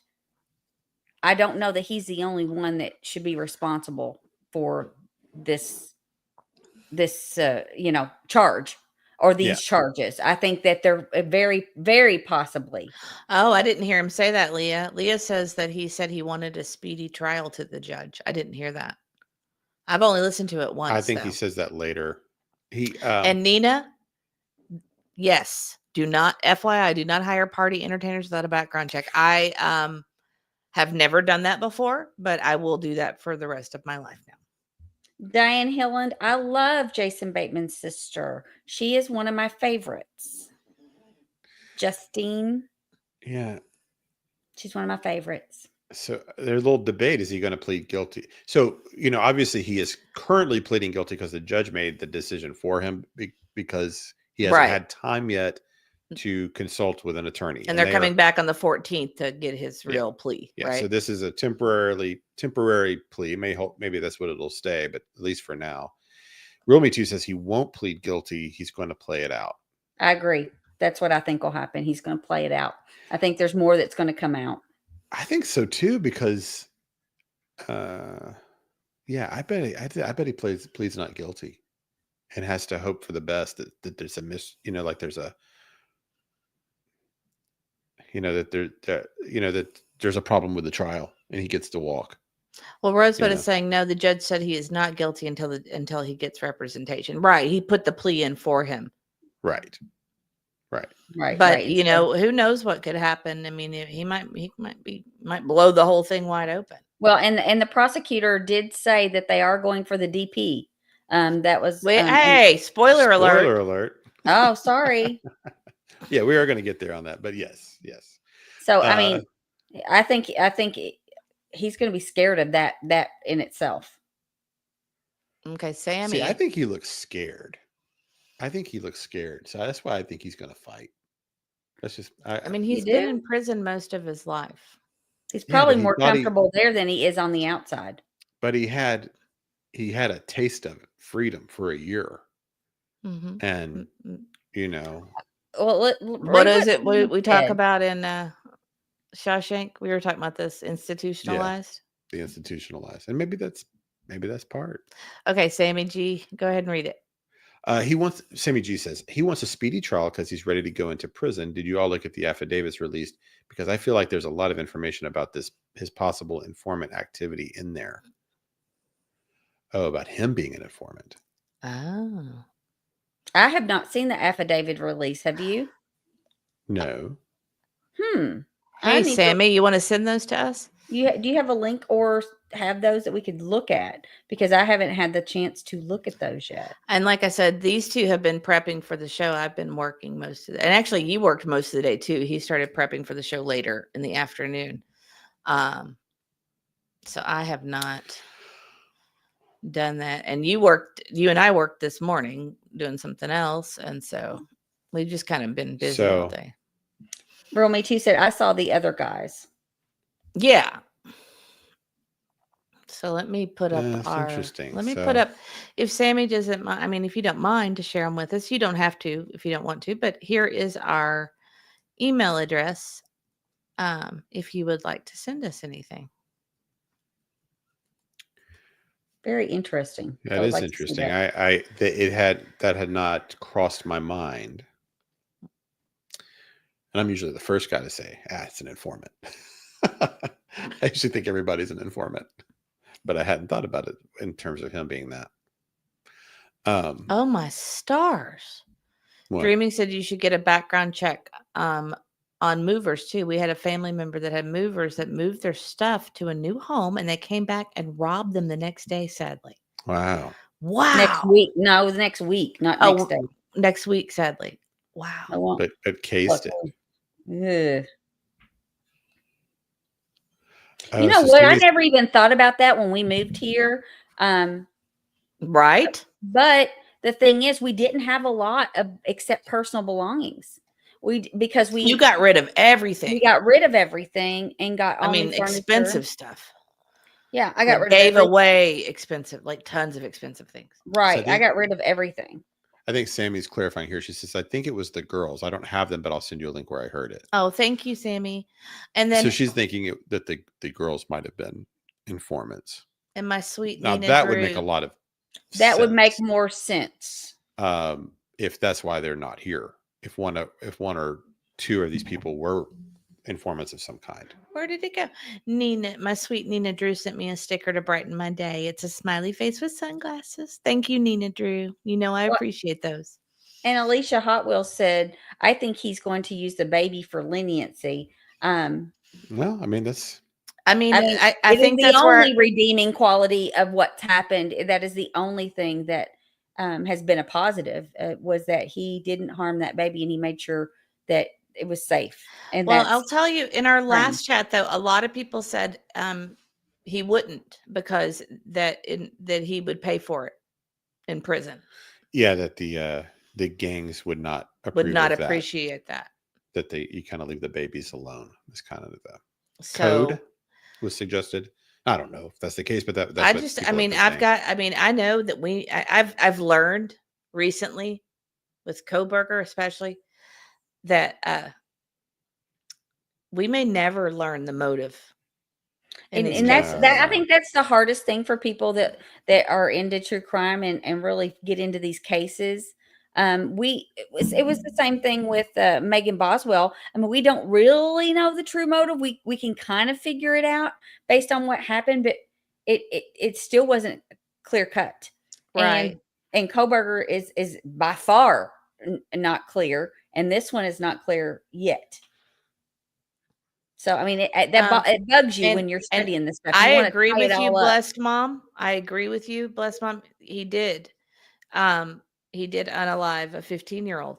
However, when he was 15, he was in prison. Yeah. Right. And you can be, or already committing crimes and stuff. I would like to know what happened. What I mean is I'm not saying that's right. What I'm saying is that in his mindset, in his own code, that he Right. might see a difference between a 15-year-old Year-old and a baby. Because a lot of 15-year-olds, I don't. 15-year-olds are in gangs often, Mhm. and so for him, he may not see that the same way we would see that. See how he might see the distinction between the baby and the 15-year-old, and the gangs might too, for that matter. Rosebud says she was giving us an update on her case as well. My daughter's stalker was dismissed without prejudice, so the DA can reissue a new charge because of the GPS ankle bracelet was thrown out due to Department of Corrections not forwarding it to the defense or DA. Well, that stinks. So it's starting all over again for her. Oh my gosh. Well, that's awful. All right. Well, let's go ahead and keep I'm playing. sorry it. that went out that way. Yeah, I am too.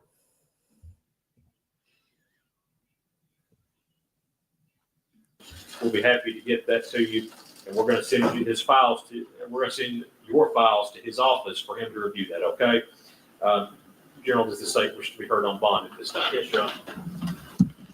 Your Honor, at this time, the state intends to seek the death penalty. This is a capital case. We're asking that he be held without bond. In addition to that, he has a bond out of circuit court. We have filed motions to revoke those bonds that will be heard later in the month of August, sir.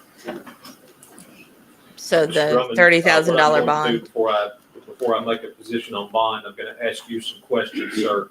And if this information is not correct, sir, please just tell me if it is not, okay? Can you still hear me okay, sir? Yes, sir. Okay. 16 O'Neill Oakway, Apartment E in Jackson. Is that a good address for you, sir? 54 Harmony Lane, Jackson, Tennessee, 3801. Okay. How long have you lived at that address, sir? 54 Harmony Lane, 16 O'Neill. I'll make it easier. How long have you lived in the city of Jackson? Since I was released in September of last year. Okay. Before you were incarcerated on your previous charge, where were you living at? 630 Road, Jackson, Tennessee. Okay, so for the majority of your life, have you lived in Jackson, Tennessee? Yes, sir. Okay. Do you have any family in Lake County, Tennessee? Yes.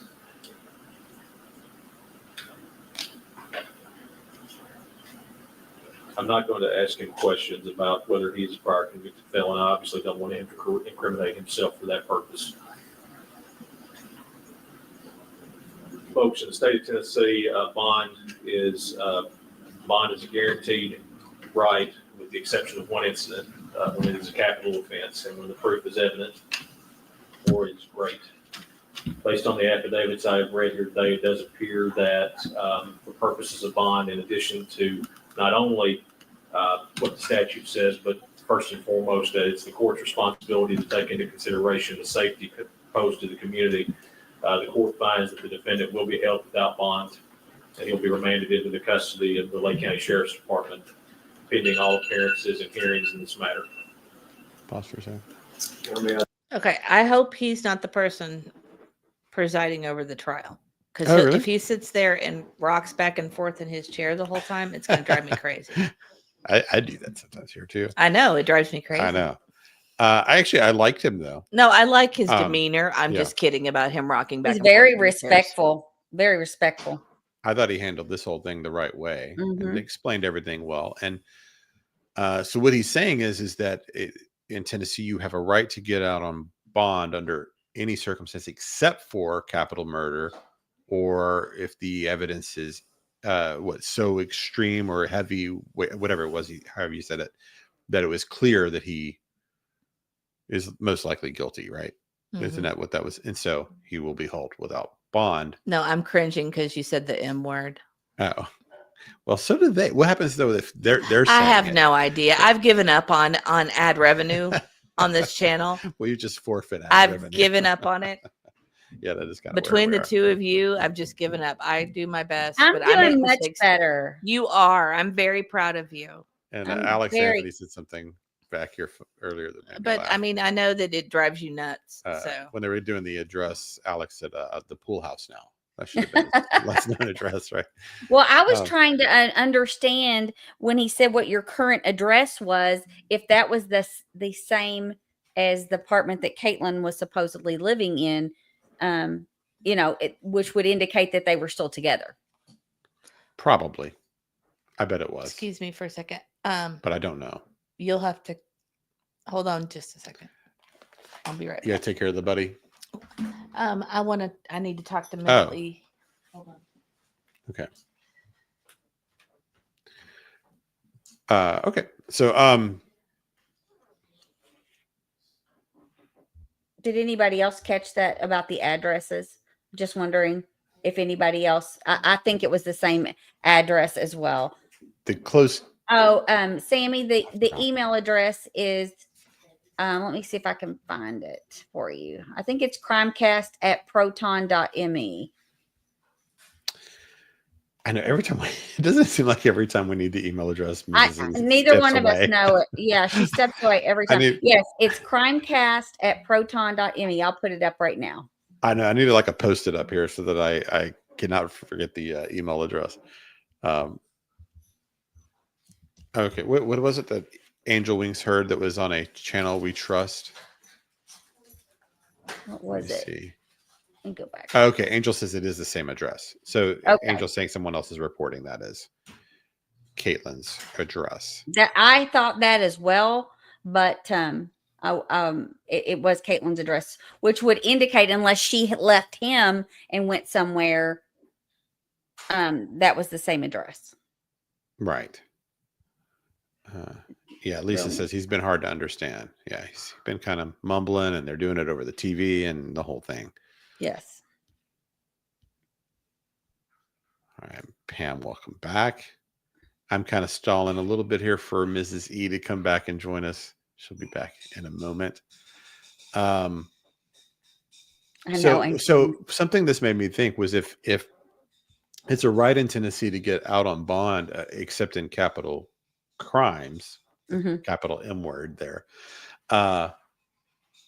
So when he got out on bond for the other offenses while he was in prison, they had apparently, if I'm understanding the judge right, they had to let him have the opportunity for bond because it wasn't a capital offense, even though one of them was attempted murder. That would be different, I think. So maybe I think he knew he was going to go back to jail. I think he had to have known that. Yeah, at least based on the while. charges. Yeah. So hard to understand, isn't it? Well, I mean, Like if you 13 years and you would just think, man, I'm just going to keep my nose clean, get out of here, and just start a new life. And he has the opportunity. Well, I mean, he had a child on the way. I mean, I've seen some family photos where the family and he went on vacation after he was let out. And the family just looks so happy. They all look so happy and so, just absolutely beaming at the beach together. And it's just really sad to know that he is disappointed his entire family again. And he's going right back to where he was before. It's just sad because he's not only ruined the lives of all the family from the people that he unalived, but he ruined all of his family. Okay, so Purple World says the girl that was arrested, the Dyer, she didn't get an offered bond. The other guy did. One guy did because I watched it. So why wasn't she great? His was a 30,000. I think his was 30,000. No, it was 75,000. And they asked him if he thought he'd be able to make bond, and he said he thought so. Yeah, I know that. Yeah, so Mohawk Mom says he served his time on the previous case. They released him and then charged him for crimes he committed while he was in prison. Exactly. Yes, that is how that played out. I think some of the criticism is just, this occurred while he was in prison. Why drag our feet? Why let this man who clearly isn't rehabilitated? If things had moved a little more speedy, this man had probably never had any business being back on the streets at all. Oh. It could have been prevented. Anyway, so the email address, do we have it Oh, right? we got it put up. We got it. Okay. And then you'll Real have Me to Too hit play put it when you're up, ready. and I put it up. What's going on? I gotta step away a second. You do? Okay. Well, yeah. Blessed mom said, "Who names their child Dira? It sounds like diarrhea." It's a weird name. I've never heard of Dira. Okay. Hold on. Just actually, I'm going to mute us, Aunt E, for a minute. Okay.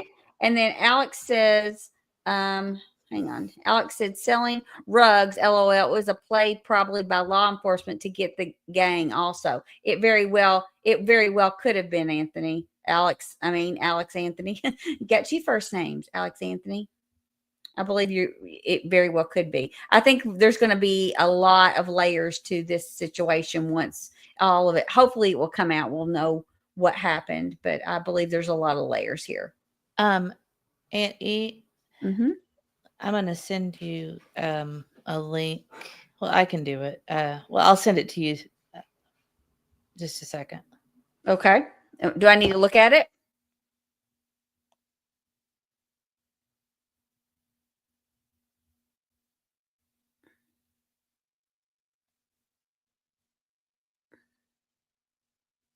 Hang on, guys. We'll be right back with you.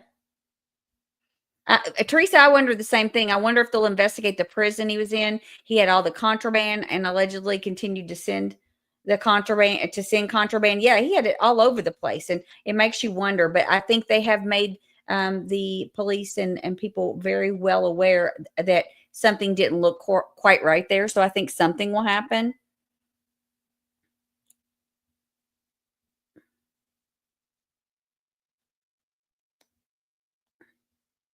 And what you sent me, what about it? I'm going to put it up. I just was actually sending it to myself in that group. Oh, okay. I see what you're saying. So I'm going to put it up while he's gone.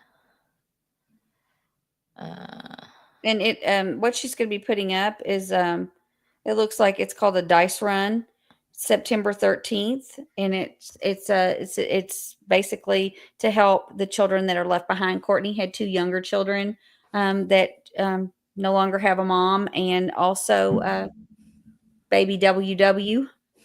Mm-hmm. That's what they're calling her right now. And for those of you that didn't hear, they do mention and one of the things that I watched today in court, it was actually Matthew's mom and dad. They were with signs outside court, and they said that she is in protective custody. I'm sure they were trying to keep her safe around the clock until some of this is solved. So they did not say who she is with, but they just said she was in protective custody so that she would be okay. And so they're doing a dice run for the kids as a fundraiser to help them. I sent another thing too, but I'm going to send it to you in the back chat to put up. Okay. And so I have to get the kids to bed. Just so you guys and Aunt E already knows this. Big E will not swallow pills. So when he has to have medicine for his autism, we have to crush it up and put it in water, and it has to soak, and then we have to give it to him. And I thought Mr. E had made it, and he didn't before we started the show. And so I'm waiting for it to dissolve so I can give it to him. So Real Me Too. I have heard that as well. Word on the street is Austin was a snitch. That's what makes me think that maybe there's more to this story as to what happened.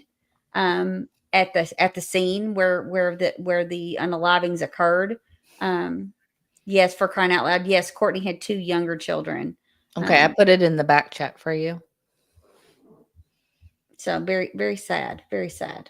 I know. It's just pitiful. Like so many people are affected by this. I mean, and then so Caitlyn had a young child as well, and she's pregnant with his child. So you've got all these children that are basically in the backfire or in the just in the middle of all of this chaos, and you just want them to be okay and not have to deal with all of this that they luckily the baby won't remember anything, But just imagine being told that when you're old enough to be told what that would do to you. So, I mean, we just prayers for all the children that are involved and all the family members that have lost someone.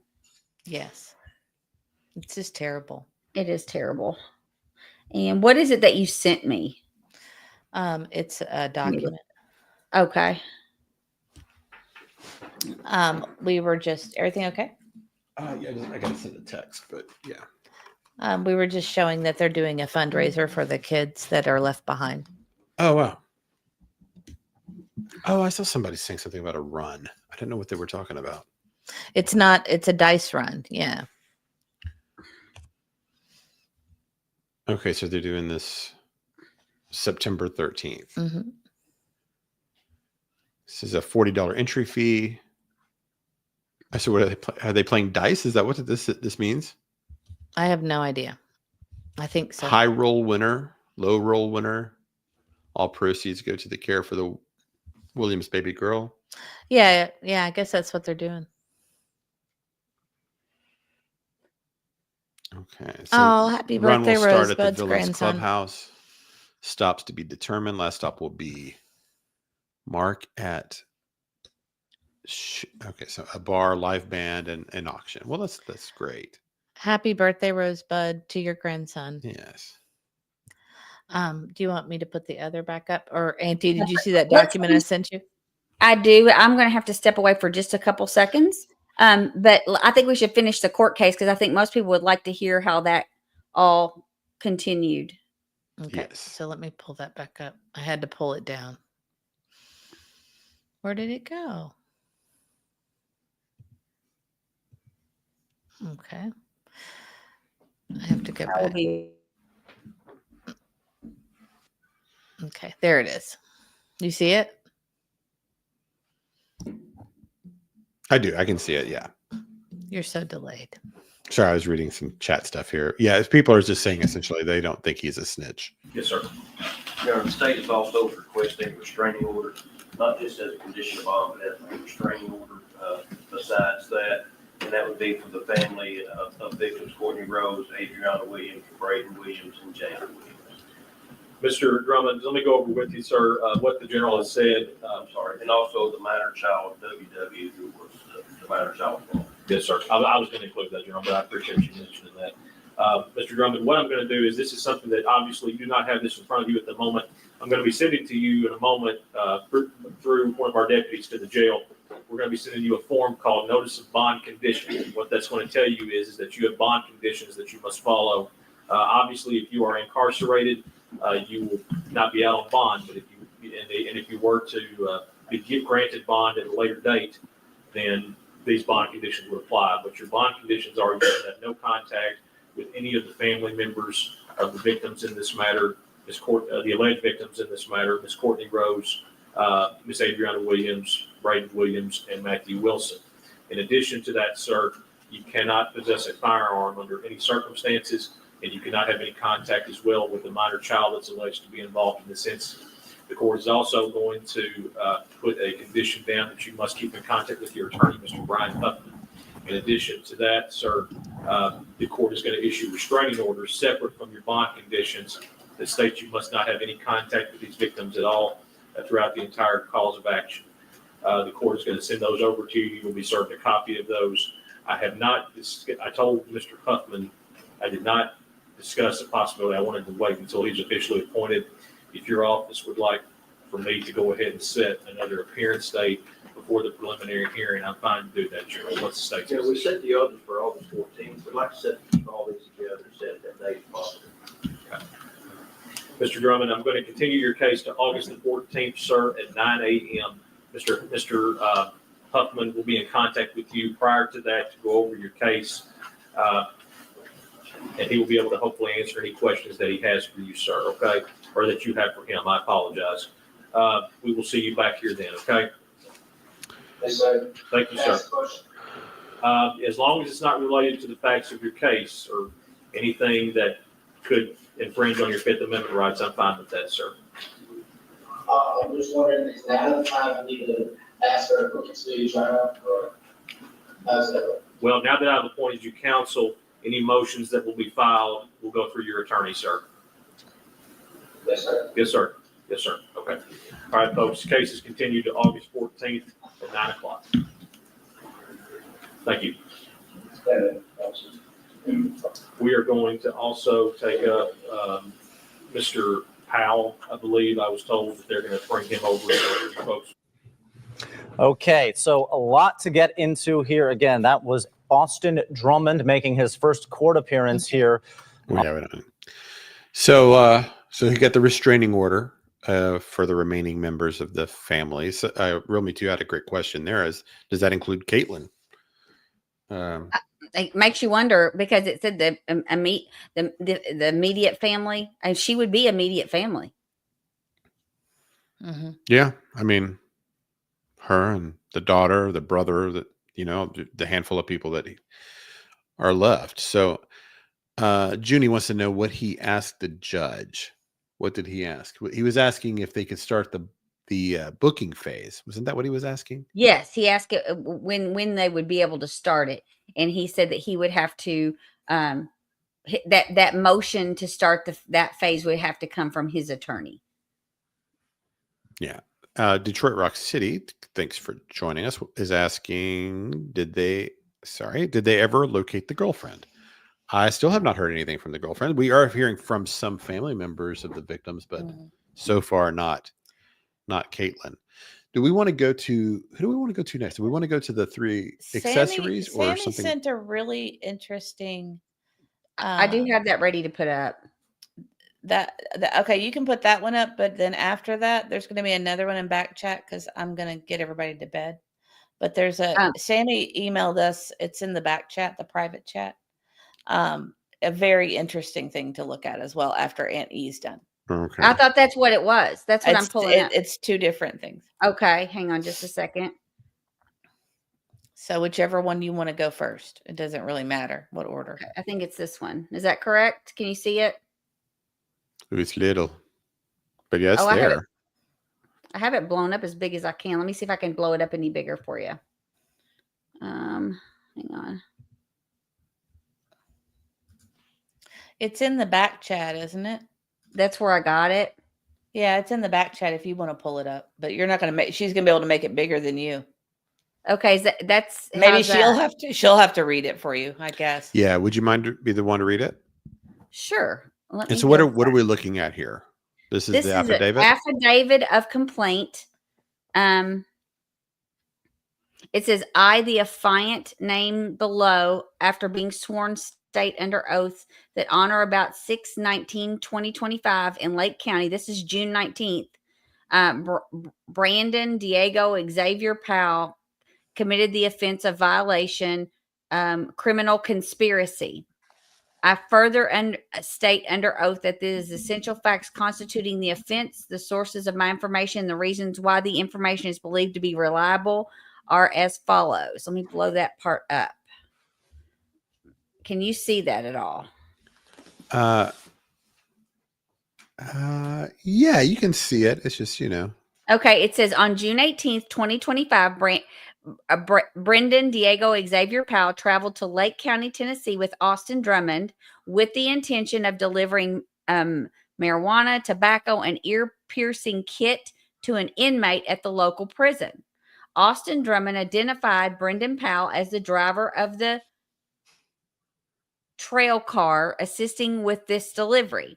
On June 19th, 2025, at approximately 2:02 a.m., I attempted to stop the vehicle identified by Drummond. The vehicle fled at a high rate of speed, during which 6 to 7 objects were thrown from it. Most of these objects were later recovered by law enforcement. The recovery included approximately 1 pound and 11.7 ounces of marijuana, 4 packages of tobacco, a drone case, 5 cell phones, rings, and an ear-piercing kit, and several mesh bags. An extensive investigation has since revealed that Brendan Diego Powell conspired with Austin Drummond and the 3 other individuals to deliver contraband into the penal facility in Lake County, Tennessee. Law enforcement surveillance observed the entire process of the event above. And it says, I see. That's pretty much it. That's pretty much it. But that Brandon, they call him Brendan and Brandon. I think it's Brendan. I'm not sure which. But that was the other person that was arrested, but they did not. Of the 4 people that were accessories, he was the one that was not directly linked as an accessory to these crimes, but to something else. And this must be what he was linked to being a part of. And this is dated.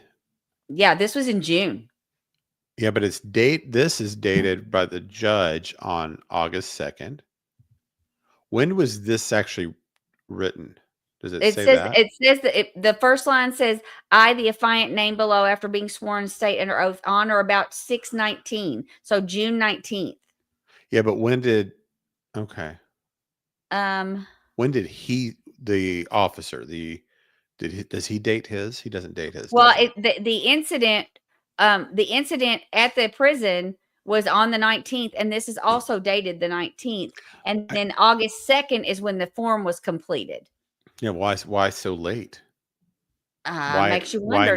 Why would you wait? Why would you wait until then? But see, he was one of the ones arrested, and I guess they quickly. To me, they it didn't sounds arrest like him till now. Yes, it sounds That's like to why. me they figured he could possibly be involved, and they already had him on these charges. So what they did is they went ahead and put him behind bars temporarily until they found out if he had anything to do with these unalivings. So that's pretty interesting. And it says that Drummond pointed it, and Drummond didn't get charged with this. No. See, this should be another charge in his list of charges. But unless he was an informant. Exactly. Right. So that's why people are wondering if that's what because what if the police got them, caught them, they were stopped, and all this was completed, but they didn't do anything. They didn't rearrest him or put him in jail because he was running contraband to the prison. That's illegal. Right, unless they wanted to keep the operation going for a bigger fish. Right. So it could law enforcement could be a little entangled in all this as well. Yeah, I mean that is actually one of the risks with this. The snitch, the informant gets to stay out of prison, but then a bad guy is usually staying out on the streets when they shouldn't be. Right. So there's always a little risk there. And then also, yeah. Here's the deal. Lee T says, well, now the other gang members know Drummond pointed out the car. Yeah. He's in trouble. He's in big trouble. Yeah. You better hope Yeah. And then the news station also reported about these. I'm going to remove this and put that up. It is, hang on.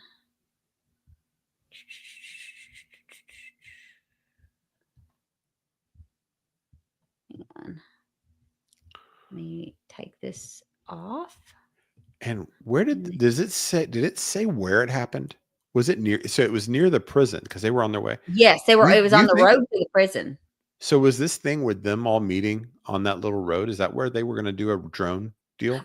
That's what people are saying. That's where the drone drops. That's where they would meet to do the drone drops. And so maybe that was a spot for this, and whatever happened there went bad, or he took that opportunity to take him out. Right. Or some argument, or who knows. And so here's what WBBJ put out I think it was about 7 hours ago. It says WBBJ has obtained affidavits relating to Austin Drummond, as well as the quadruple unaliving in Lake County. According to the documents, the 4 victims were found dead by apparent pew-pew wounds off of Carrington Road in Tiptonville. The documents show that an investigation revealed Dara Sanders knowingly committed the offense of accessory after the fact. The documents also detail an attempt by Brandon Powell and Austin Drummond to deliver rugs into the penal facility in Lake County. And then there's Dara, and then that's the Brandon, and of course Austin, and I think that's all it says. It's a click here to view, and I think that was the. Hang on. Well, thank you for sending that, Sammy G. By the way. Oh, here this is on Dira. Oh, okay, Dira's. Okay. Okay, can you see that, or is it still the? Yeah, here it is. Oh, I okay. can see it. If you want me to read it, I can. Sure. You can. I'll blow it up a little bit bigger. There you go. Okay. And this was on August 4th that it was submitted. So that was Monday. Yes, and it happened. It looks like July 30th. Okay. Oh, okay. That's interesting. So this was Dira's after the fact accessory. All right. So this says on Tuesday, July 29th, Braydon Williams, Cortney Rose, Adrianna Williams, and James Wilson were all located deceased from apparent gunshot wounds on Carrington Road in Tiptonville Lake, Kentucky. On July 30th, Austin Drummond was. You said Kentucky. Oh, did I really? Lake Yeah. County, Tennessee. On July 30th, I don't know why I do things like that once in a while. Just a piston misfires or something. On July 30th, 2025, Austin Drummond was charged with 4 counts of first-degree murder. During the course of the investigation, it was determined that Dira Sanders did knowingly commit the offense of accessory after the fact after the commission of a felony with knowledge or reasonable ground to believe that Austin Drummond had committed the felony and with the intent to hinder the arrest, trial, and conviction of Austin Drummond. And that is Special Agent Kim Covington. August 4th is when it's signed by the judge. So whatever she did happened on the 30th, the day after the bodies were found. Yes. And then So I'm here assuming, is yes, and then here is the one that I just read about Brandon. right. So that was Dira and accessory after the fact. This is Brandon. This is the criminal conspiracy that was, and we wondered why he was not considered an accessory. It's because they had other charges against him. Yeah, kind of unrelated, probably. I mean, maybe related, but not directly related to the. I'm trying to figure out if this is the same thing. Yes, I think it is. This is the same thing. This one is affidavit of complaint for Austin. Yeah, so, do you want me to read that? I mean, it's his affidavit. We haven't read this affidavit, have we? No, we haven't. So yeah, let's read the. So this is being charged with aggravated kidnapping for possession of it during a felony. So anyway, it says on Tuesday, July 29th, Braydon Williams, Cortney Rose, Adrianna Williams, and James Wilson were all located deceased from apparent gunshot wounds at Carrington Road in Tiptonville Lake County, Tennessee. On the same date, the daughter of Wilson and Williams was left in front of a residence in Dyer County, Tennessee. Austin Drummond did commit the offense of aggravated kidnapping of WW by false imprisonment, which was committed to facilitate the commission of a felony or flight. Austin Drummond did commit the offense of possessing firearm during commission of a dangerous felony when he possessed a firearm during the commission of a dangerous felony, being aggravated kidnapping. He is charged with count 3, aggravated kidnapping, and count 4, possessing a firearm and attempt to commit dangerous felony. So okay, and then this is the unaliving. This is a different charge. Yes. Yeah. So the 4 victims were all located deceased from apparent gunshot wounds on Carrington Road in Tiptonville Lake County, Tennessee. During the course of the investigation, it was determined that Austin Drummond did with premeditation knowingly and intentionally kill Cortney Rose with the use of a firearm. Austin Drummond did commit the offense of unlawful possession of a weapon by being in possession of a firearm after being convicted of a felony being aggravated robbery in Madison County, Tennessee. So that's the first count. This is I guess this is a second count. Yes, this is Adrianna. Yeah, so it reads exactly the same. It has her I don't name. have to read that again. Yes, and then this one is also, this is James Wilson, Matthew. Yeah. Same thing. Still premeditated, knowingly and intentionally. And then the last one is Braydon. Yeah, and with all four, it's saying premeditation. And intentional, yes. And then I think that's it. That's all the affidavits. Mm-hmm. So in a way, not as much information as you would kind of hope. Right. There. I mean, we know what happened, but that's about it. Still don't know why they're there. That's interesting. It is interesting. Is that the one You missed a Sammy lot. sent? You missed a lot. That- Yeah. In her message, she said the C section discussed in paragraph 2. Note the car being identified by Drummond. Yes. So that's where I think this idea that he may have been an informant is coming from. Right. Were you here for that? I don't remember if you were here for that. I was. That was this one, right? Yeah. So Drummond identified Brandon's car. Brendan. It says something like, well, it says Brandon here. I know it says Brendan in some places. It's Brandon in some places, Brendan in others. Was it you want this to go one? back to that and we'll read that? Am I on the right page? Yeah. So I'll just read in the middle. The officer says, on June 19th, 2025, at approximately 2:02 a.m., I attempted to stop the vehicle identified by Drummond. So Drummond helped. I don't know how else do you even read that? Man, even if he weren't an informant, he gave him that information. Right. Well, the sentence before, Austin Drummond identified Brendan Powell as the driver of the trail car assisting with this delivery. But it also says that Brandon Powell traveled to Lake County with Austin Drummond. So it made me think he was in the car with him. You know, though, if he's an actual just informant, like an ongoing informant, don't they do usually a better job of protecting them than this? Right. Like I don't think that's what that means. So if he were like you know what I mean? Like you know what I'm saying? Yes. They wouldn't. I mean, they're just if he's an actual informant with law enforcement, then they completely threw him under the bus with this affidavit, right? I don't think that's what they mean. So I think that he was questioned about it and said it belonged to him, because it says an extensive investigation has since revealed that Brendan Diego Powell conspired with Austin Drummond and 3 other individuals to deliver the contraband to the penal facility. But why didn't Austin Drummond get charged? Oh.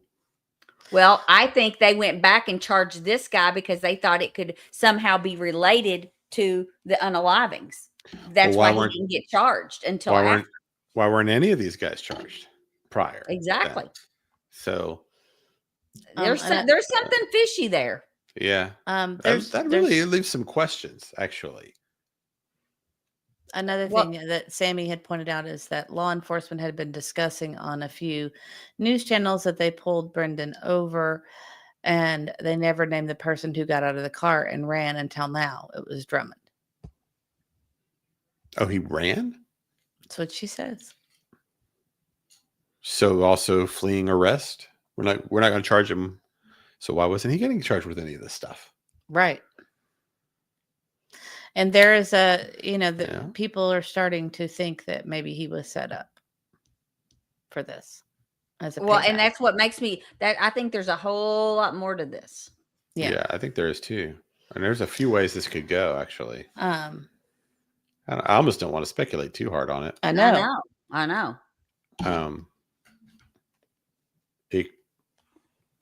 It's not great.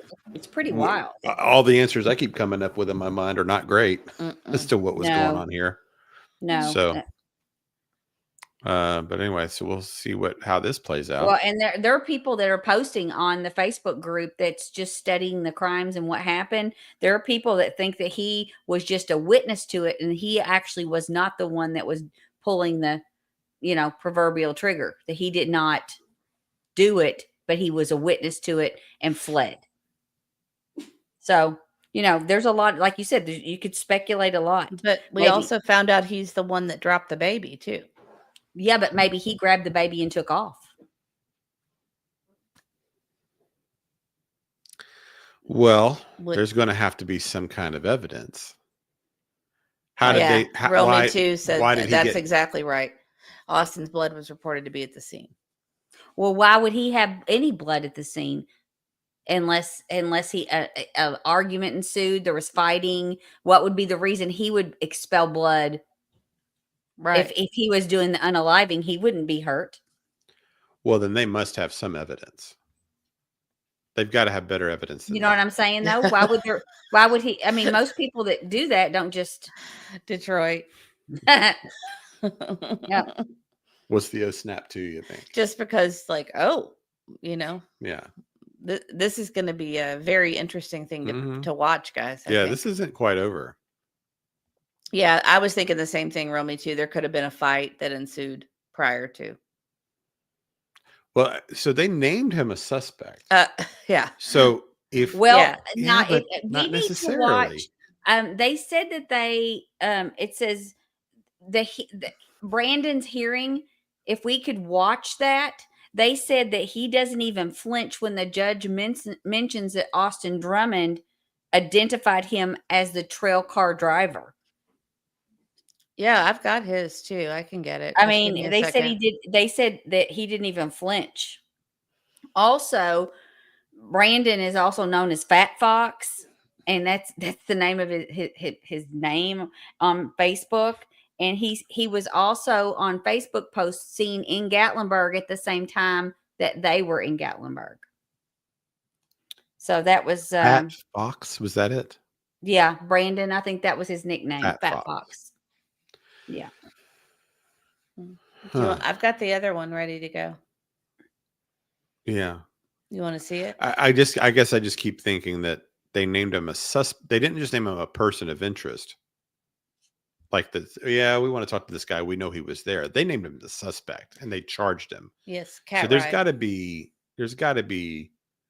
a dash cam, a witness or something, some evidence that made them think, or he's the only one that maybe they got them on video going in and he's the only one that came out, or Yes, Leah. they've got to have something. A witness did see him dropping the baby. Yes. Yes. Yes. But if they don't, then this Yeah. trial will be kind of up in the air. Real Me Too says, remember, Matthew was there last and could have realized something wasn't right and could have put up a fight. Yeah. Because he had been working all night. Yeah. Wow. Dreaming of Blue Sky. As far as I know, there's nothing new on Jaden Spicer. We are going to cover his missing case in the morning when we do our weekly update kind of recap show. We will. Yeah. He's going to be our missing person tomorrow, so we'll have any new information. But as far as I know, not in the last couple of hours. Of course, something could have happened in the last couple of hours, I suppose. The last thing I've seen is the mom doing a handwritten update or note and putting that out. But otherwise, I don't think there've been any sightings or anything. But yeah, we're gonna do that tomorrow. Yeah. Romy too says, do you realize how many people on the streets know the truth and they love to talk? And Rosebud's back from Cake and Ice Cream. Yum. I wish I had that. And Perfectly Imperfect Boy Mom is back as well. Good to have you back. Do you want to do the Dira video? Is that the one you have? It's not, or is it no, Brendan? it's Brendan. Okay. Yeah, he's the Yeah, one where, let's see where they this. talk about him being, his charges, what we just read on the affidavit. Yeah. That'd be good to I see. thought I was getting it ready and then I didn't. So I can have it in a second. And they did, he, from what I understand, he did post bond later. Oh, did he? Yeah. Wow. 7,500. He seemed very relaxed. He seems very did. relaxed. He And acted like he was- relaxed and kind of with an attitude. Yeah. He did have an attitude. Avoid capture following the accused quadruple. Okay, I'll just start it at the beginning. So where we have another one of the suspects who's accused of helping 28-year-old Austin Drummond avoid capture following the accused quadruple murderers. Let's listen in. An extensive investigation has revealed that Mr. Powell conspired with Mr. Drummond and 3 other individuals to deliver contraband in the penal facility in Lake County, Tennessee. Law enforcement surveillance observed the entire process of the events above. This is a Class E felony, sir. In addition to that, sir, you have 1 count of criminal conspiracy. It's alleged that on the same date and time, based on the same facts or circumstances, it's the same facts of the previous warrant. It's alleged that you conspired with Mr. Drummond to deliver these amounts to the Lake County, to the Northwest Correctional Facility in Lake County, Tennessee. You see what they're saying? Mm-hmm. What? Pause. That they were doing the drops. Yeah. We read that. Mr. Powell, at this time, yes, they are. Okay, is the state intending to move forward with felony charges? Yes, sir, we are. Okay. Mr. Powell, let me ask you a question, sir. Are you going to be able to hire an attorney to represent you at this time, or would you like the court? Yes, sir. Okay, you are going to be able to hire an attorney, sir? Yes, sir. Okay. Reason I ask you is that if you were not able to, I want to know, so I don't want to keep you in longer than you need to before we need to bring you back for a hearing. That's the reason I'm asking you, okay? Has your family, to your knowledge, has your family spoken to anybody about this, about hiring you an attorney? Yes, sir. Okay, do you happen to know who they are? Well, let me ask you this. I'll just cut to the chase. Have they hired an attorney? I think today, after this court hearing, I have a discussion with them, and a couple of lawyers were supposed to call my people back today. So today, I'll probably have some time this afternoon. Sir, this is what I ask of you. If you are able to hire an attorney, if you do that, sir, what we'll need to do is have that attorney contact the clerk's office here to let them know they have been retained to represent you so that we can be sure to send them all of your paperwork and your files, okay? Yes, sir. Okay. I am going to address bond at this time. If you would, please raise your right hand for me, sir. To the best of your ability. Yes, sir. Do you swear or affirm the testimony you're about to give is true, so help you God? Yes, sir. Okay, you put your hand down, sir. Mr. Powell, let me ask you this, or let me tell you this, sir. Before we do anything, I want to advise you, if you've come back to court and you have not been able to do that, if you've not been able to hire an attorney, just let me know, and I'll be happy to still ask you questions about appointing you one, okay? I couldn't hear you for a second. I apologize, sir. If we come back to court and you have not been able to hire an attorney, just let me know. I'll be happy to ask you questions about appointing you an attorney if you think you're not going to be able to hire one, okay? No, sir, I don't have. Okay, that's good. Just wanted to make sure. Mr. Powell, let me ask you, sir, this is the address that's listed on the warrant. I want to make sure that I have this address right, and if it's not right, please tell me, okay? I have an address of 1115 Willow Oak Lane in Jackson, Tennessee. He doesn't seem real concerned, does he? Yes, sir. Okay, how long have you lived at that address, sir? About 2.5 years. Okay. Who do you live at that address with, sir? Myself. Yourself? Okay. Sir, let me just ask you this. How long have you lived in Jackson, Tennessee? All of your life? Okay. Have you lived anywhere besides Jackson, Tennessee? No, sir. Okay. Sir, let me ask you this. In the last 10 years, have you been convicted or charged with a felony offense? Yes, sir. Okay. Are you still on parole or probation for that offense? Yes, sir. Okay. If you don't mind me asking, sir, can you recall what the charge was? Stealing cities. Okay. Yes, sir.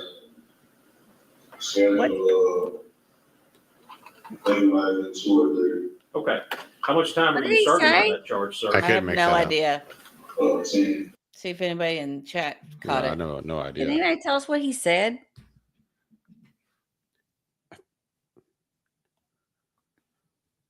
Did anybody see what he said his previous charges were? I definitely couldn't tell. Well, in I the couldn't meantime, Town Chat Cafe gifted 5 memberships. Oh, Yay! thank you, Town Chat Thank Cafe, you, Town for that. Chat Cafe. That's very sweet of you. We appreciate you supporting the channel. If you received a gifted membership from Town Chat Cafe, please tell her thank you. That was very kind, and we appreciate it so much. No, nobody Yes, we says we do. can figure out Yeah, what I it couldn't. says. Yeah. But he was already a convicted felon.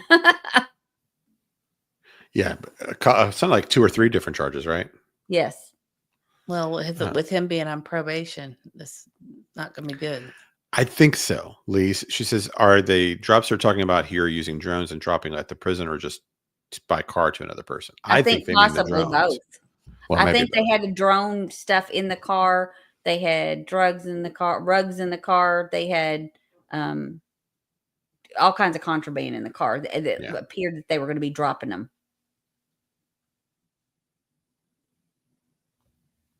All right. Somebody said, "No, can you go back?" He was very. I can go back, but he was very mumbly. It's right about there. Yeah. Yes, sir. Schedule receipts. Okay. Hold you on. Recall what the charge was. Schedule receipts. Okay. Yes, sir. Schedule maybe might have been 2 or 3. Okay. How much time are you serving on that charge, sir? 10 years. 10 years. How much time do you have left? 9. How much do I have left? 5.5 left. No, I got 9 left. 9 left. So Okay. Yes, sir. Okay. I apologize. Is there any other felony charges that? So he had 10-year sentence, but he was put on parole, and he still has 9.5 years left of that. So he's going back. Nina Drew says, I think Drummond will be thrown under the bus as a snitch, but the people unalived could have been helping with the drops. See, they say Powell, Drummond, and then 3 other individuals. Mm-hmm. So who are the 3 other individuals? And are they alive? Those 3 individuals? Or are those 3 individuals still out there and their arrest is coming one day? I don't know. Just A Mohawk mom said not sure how this is going to go. He said schedule 6 and schedule 3. So maybe those are some kind of charges or something. Yeah. I did hear that, but I was like, I didn't know what it meant.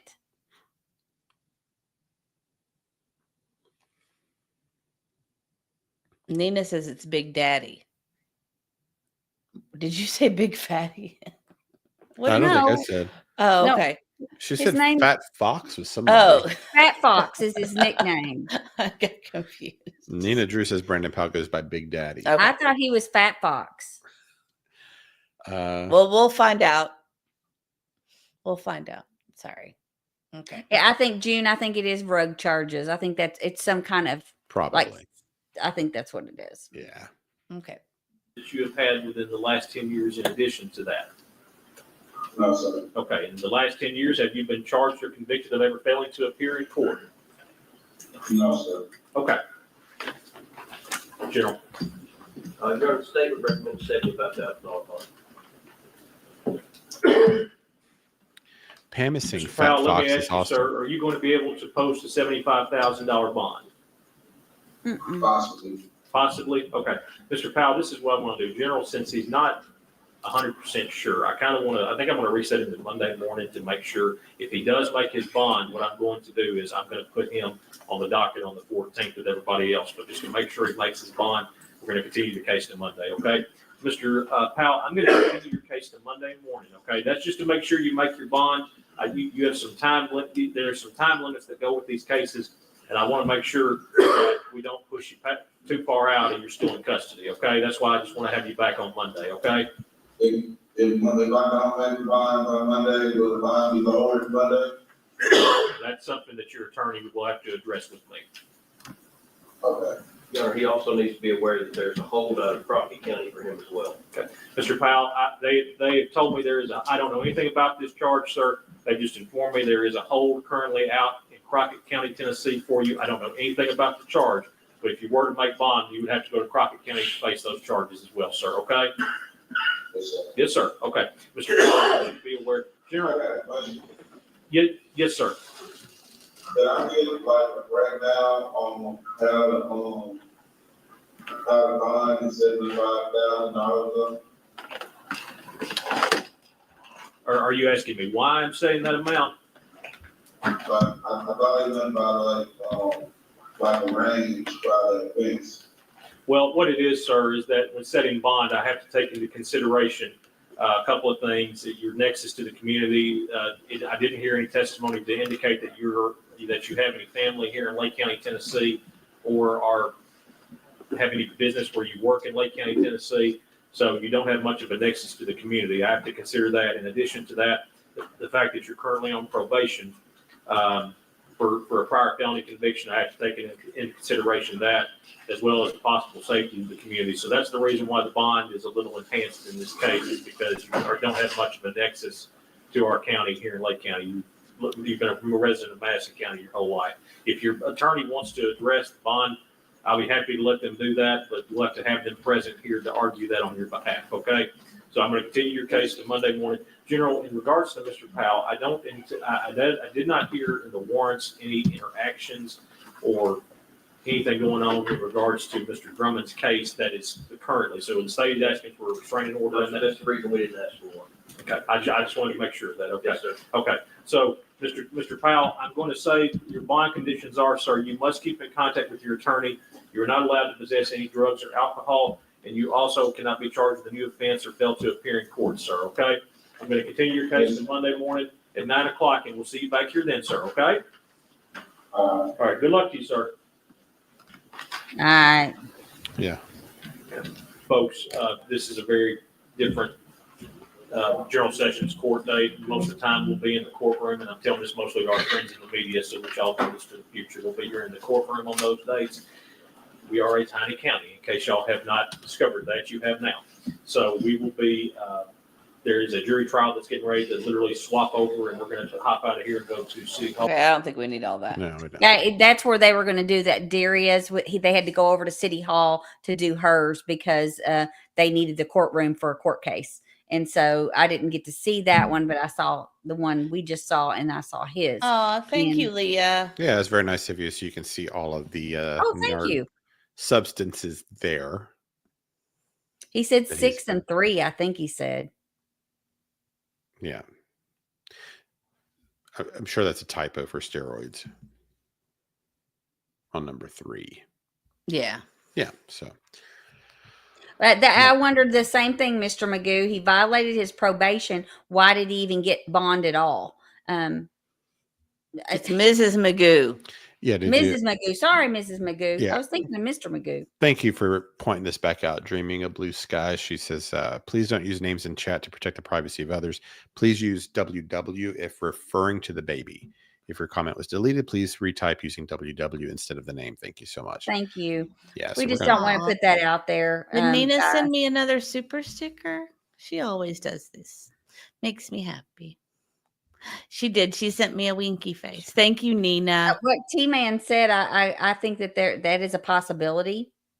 T-Man said, where the victims were found, could it possibly have been a drop zone? Would it be easy to fly a drone to the prison from there? It would. It's very close. I mean, it makes as much sense as any other theory why these people would have been 40 minutes from their town up by the prison in the middle of that weird path for ATVs, you know? Right. Why else would they have gone if not? And I mean, that seems like it. And Denise was asking her comment that was deleted was that apparently there's a GoFundMe. I was not aware of that for baby WW and for the burial and all that. So I did not know that. I'll see if I can find it. I'm still confused who Fat Fox is. Fat Fox, I just looked it up. Fat Fox. I wasn't listening to you. Is Brandon. Okay, so who's Big Daddy? I don't know who Big Daddy is, but Fat Fox is Brandon. Okay. And they said he is still in jail. Okay, good. Somebody else had on another thing said he had gotten out, that he posted the bond of $7,500. Thank you. Sorry, I'm just not good with the aliases. Yeah. So you gonna put that up? Mohawk Mom says, so he violated his previous probation by getting the charges and still gets out on bond. This floors me. Mm-hmm. Yeah. We have a broken system. I mean, we need justice. We need justice and accountability. Accountability for your actions. And I wanted to say also to Denise, if she wants to email me that GoFundMe, I will look at it, and if it seems like it's real, I will post it. Because I want to make sure I have to dig into it and make sure it's real these days, because you just don't know with the GoFundMe anymore. I don't know if you all are interested in seeing the other document about his past and when he was younger. I mean, it's bad. Hi, Rob C. It's nice to see you. I think, yeah, it is. And Rob C says, I get the whole bond thing, but it really gives advantage to the rich and causes other new problems. I agree. It is unfair. It isn't. Well, I mean, and even just the, and the ability to hire the best attorney if you've got the money to do so. It's not an equal playing field at all for the wealthy in the court systems. Some people get the public defender, some can hire the best in the business. And why does it get to be that way? Right? Is that truly equal justice? It really isn't. Rosa's making me laugh tonight. Jive talking to me. She's making me laugh tonight. I know, it's like we're orange is the new black around here. We're talking about the prison lingo. I would say if the baby was in protective custody, that Caitlyn is in protective custody. That's my guess. So that's probably why there's so much speculation. Nobody knows. I would say she is being watched around the clock. Maybe, yeah. I mean, I think there's going to be so much coming out on this. I just think I think we may not even have the story. It might right. be tip of the iceberg. Yeah. I think there's a lot more. Yeah, and there might be a lot of people in real danger. Okay, so Susan says Big Daddy is Brandon and Fat Fox is the other guy. Okay. Then Fat Fox was the one that was in Gatlinburg, but I thought that was Brandon. Maybe I'm getting okay. Well, let's get this straightened out before the next. We need to know who Fat Fox is. And we need to know who Big Daddy is. We'll need a Fat Fox Big Daddy visual, a little chart like you did with the who's related. Okay, so Cooking with Big Daddy was a video he did. Okay. And then Mohawk Mom says, why then did police take the battering ram to her door? Good question. I did not know they took the battering ram to her door. To Caitlyn's door? Well, probably to search. Maybe she wasn't even there. She may not have even been in there. Yeah. Right. I mean. All right. Do you have that other document? Yes, I do. Hang on one second. Let me see if I can find it. Oh, here it is. Okay. I didn't make sure I knew which one it was. And go back. That's not it. Okay. And let me take this one and take it away. And Sanitizer. LOL Cooking with Big Daddy. I know. Okay. Cooking what? I know, no kidding. Oh, you're funny. Okay. This is from the state of Tennessee. Can you see it? Yeah. Okay, I'm going to try to blow it up just a little bit bigger for you. And this was the hearing back in 2014. But this was filed April 10th, 2015. And it basically just goes through what happened with him and all of and that starts the beginning of about his indictment. Okay. Do you want to read? Do you want me to read this? Oh wow, that's long. I mean, I know. I don't know. If Well, I would say if you want to know what happened with the robbery, paragraph 2 and 3 and 4 are what you need to read. Okay. Let me get there, right there, where it says the police offense report. The police offense report by Officer J. King relates that on 7/31/13 at about 35 hours, Officer J. Mullins and Officer J. Vincent were notified by a counter clerk at Circle K located on North Highland of an aggravated robbery. It had just occurred at that location. A description of the perpetrator was sent out to all available units. The area was searched for about 20 minutes by all North District officers, but they were unable to locate the suspect. Upon returning to the store and talking to Ms. Blank, she stated that the suspect was a white male, mid-20s to early 30s, between 5'8" and 6 feet tall, wearing dark pants, a dark shirt with a printed design on it, and a dark ball cap. He carried an older revolver handgun. The suspect took $46 in cash. A fingerprint was lifted off of the cash register where the suspect had touched the cash drawer.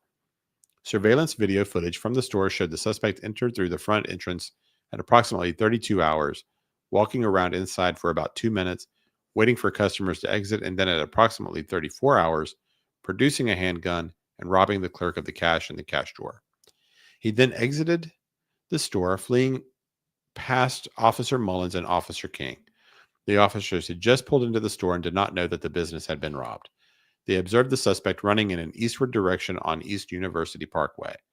Ms. Blank stated to officers that the defendant came into the store and went up and down every aisle. She thought he was going to steal something. He stood by the hot food and told her he had the munchies. Then he came toward her with a gun and told her, "I ain't effing playing. Give me the money." She opened the register and stepped back. The suspect went to the register and got the money. He even lifted the drawer and looked underneath. He said, "Y'all tripping," and was visibly upset there wasn't much in there. He said it about 3 times on his way out. Defendant was on the run until he was arrested on about 8/21/13 in Daytona Beach, Florida. So that was his first offense where he got put in jail, and he took $45 is what they found. And then this was another. This is when this next thing was 3/12/13 where he robbed, or it was a vehicle burglary. And then the manager of the Catfish Cabin, he said someone was smoking and on the restaurant premises. So he was caught with that. He had cash, different things. But these are literally basically all the charges that he had. He had vandalism, armed robbery, assault. On 8/20/12, he assaulted his younger brother by choking him, and then he left the residence, and so that happened. So he's around 14 years old then. Yes, and so he jerked his arm away and began running, and they found him in a storage building. I mean, so like he has this very, very long past of Department with Children's Services. I mean, it's very detailed on all the things, and they basically did a report of all of his offenses, I guess, to turn in when he went to jail. For the major robbery, but well, you don't have to go through the whole thing, but right? yeah. But Actually, even shoplifting in 2009, he would have been what, 9 years old? Yeah, he was still. He's had a problem a long time, right? Couple things. Hello, Casey Chiefs for Life. I hope everything went well with your grandson. Yes, I was thinking about that earlier during the stream. If you were going to come in, we could get. Hopefully, everything was great. And it sounds like his parents also really tried to get him have intake, get him help. They were. It says in here more than once that his parents were involved in cooperative. Yes, what it says right here. It says throughout. Whatever it said. Yeah, throughout defendants' juvenile appearances in court and participation in treatment programs, his parents were reported to be involved and cooperative. So they appeared to have been trying. Yeah, and they said that he was abusive and disruptive and defiant and assaultive during his treatment program. And so that was some of the stuff that was mentioned. He basically got kicked out of school in high school. There was a DCS report about that, and he was. It says. So could that have been what I was saying earlier? He had no. He went to private school. Maybe, possibly. He said he had no educational disability. They did evaluations on him. He started skipping school his freshman year. And he was skipping school to smoke weed and prior to starting to smoke weed, his grades were good. So, I mean, it's just sound. He was expelled from that school, so that's why he had. And it says right there, apparently, sometime after his being expelled from Northside, he started going to Gateway Christian School, where There he you go. was in the 11th grade. He was reported to be making A's and B's. He did not participate in any sports or activities in the community. And then it talks about his, how he admitted to problems with alcohol and drugs, and what it doesn't matter at this point. Yeah, You're good. and then what his choice of drugs were. It tells those there. It also talks about that. He even tried to eat a peanut butter cracker, knowing he was allergic to peanut butter. Yeah, that's I mean, interesting. just all kinds of stuff. Yeah, here It does, Detective Mom. You're right. here it says he received a diagnosis of conduct disorder, adolescent onset type, cannabis dependence, and anxiolytic dependence. And that's anxiolytic is a medication or other intervention that inhibits anxiety. He was taken to the hospital. I mean, it sounds like he, from a very young age, was defiant, tried to hurt people. He had jobs where he was fired because he worked at Kroger. He was a bag boy. He worked at the Catfish Cabin. Maybe he just got mixed up with the wrong people, guys. I mean, it seems like it's partly just the narcotics. Yeah, that's kind of where his trouble started. And there it tells in the comments, it tells about the family as far as what his mom and dad did, and they basically did this report to kind of give a background of everything that he had been doing, and that when he went into the prison system. It says Finn is currently an 18-year-old male who was bound over to adult court at the age of 17. He was found guilty by a jury of aggravated robbery after 1 hour of deliberation. Well, Real Me Too sent us a very interesting thing that you guys are going to want to see. Okay. Another thing it said in here was he didn't have an IEP or seem to have any other diagnosis around this time. They said he was rather smart. I mean, as far as in school, he did okay. Do you want me to take that down? Yes, please. Sure. Okay. That's interesting. I'm glad you found that. I've got. Yeah, it was very interesting. I mean, it gives you an Gives idea. you a lot of background. Yeah, that this. I'll tell you, you guys are really rocking it out with sending us stuff. I appreciate it because, we can't catch everything. We try, but yeah, I mean, we could spend all day on it and still not catch it all. Okay, is this sharing? On the screen. It's there. It's not playing yet. I haven't played it yet. All right. History of that suspect, Austin Drummond. Court records show Drummond spent years in prison for robbing a convenience store when he was a 16-year-old and threatening to go after jurors. He was tried in that case as an adult. This happened in 2013 in Jackson. He pleaded guilty in 2015 to 13 counts of retaliation for past action. Drummond was given a combined 13-year sentence, which ended in September of 2024.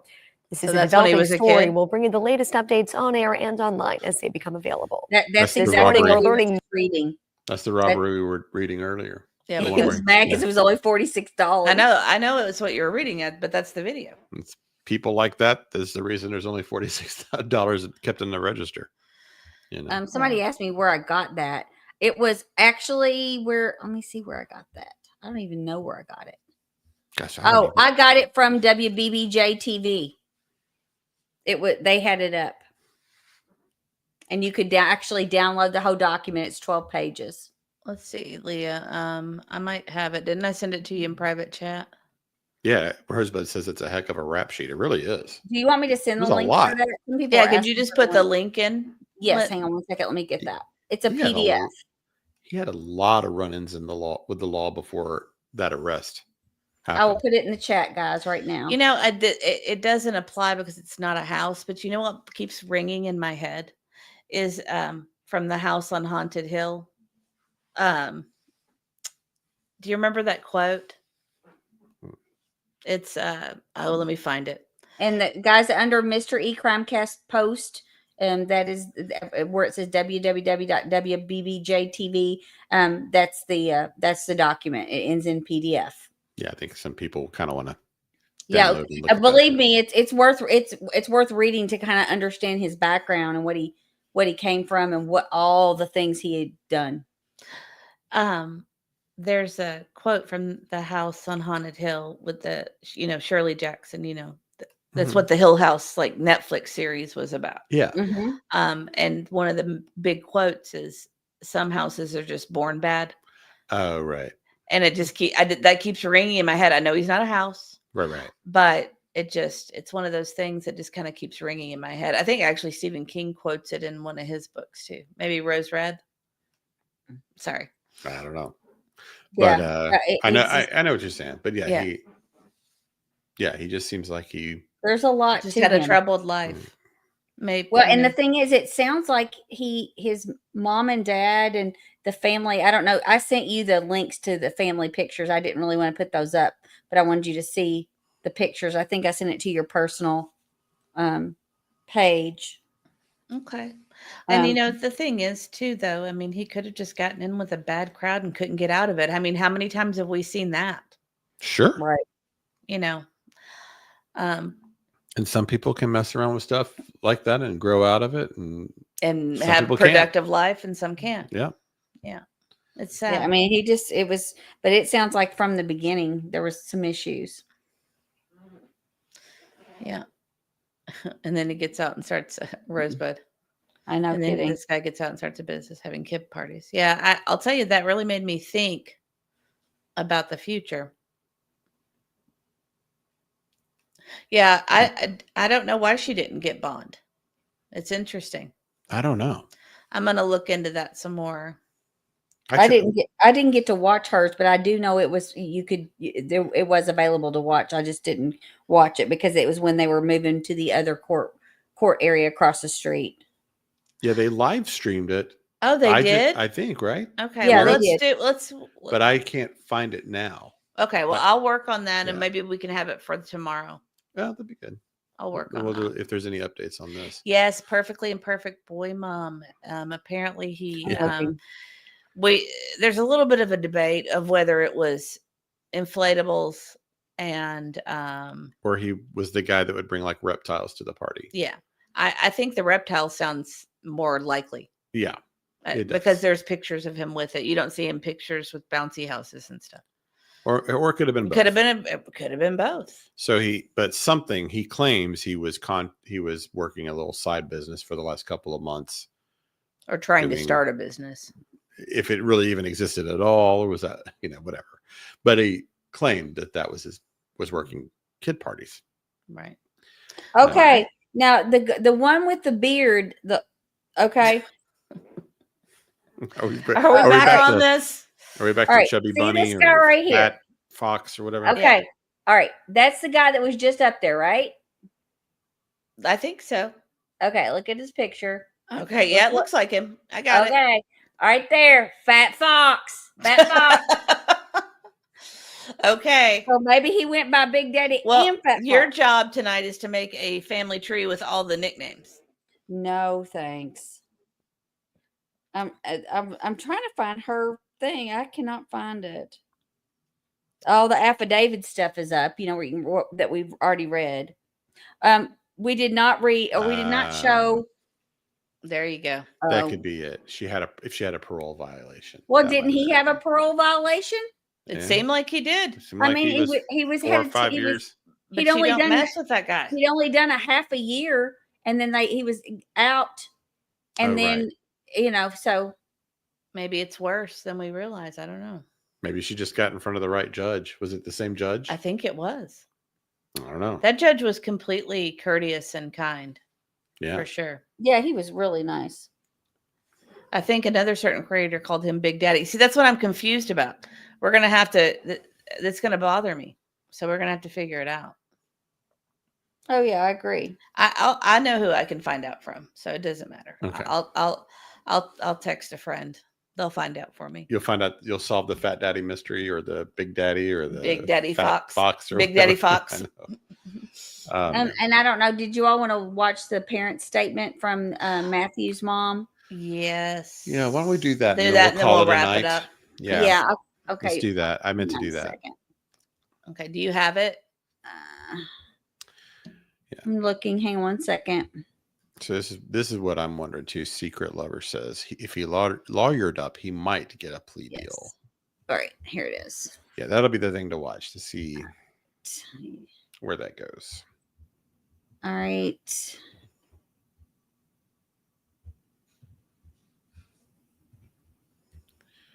All right. I won't be able to hear it, but you will be able to hear it. And thank you to the person who sent me the stuff on Brandon. I just saw it. So thank you for sending me that. Perfectly Imperfect Boy Mom says, but he had nothing to do with Austin. That's why he got bond. If he's not tied to this crime. Gotcha. Because it would be the capital crimes. They don't let you out. Right? If the Angel so Wing says, what's going to be funny is if he goes by both names. Yeah, no kidding. All right. You ready? Yes. Oh, I haven't seen this. We just let the police do. We've been very impressed at the beginning. We just let how I can barely hear this. I can barely hear this. We know though. We know that. Yes, I can't hear it either. His whole family. Yeah, can't hear it either. So hang on. And when you're playing it on your phone, it's echoing back. Let me do this one. I might have a different one. Hang on. Thank y'all. So that's the mom right there in the blue. I might be able to download it and work on it.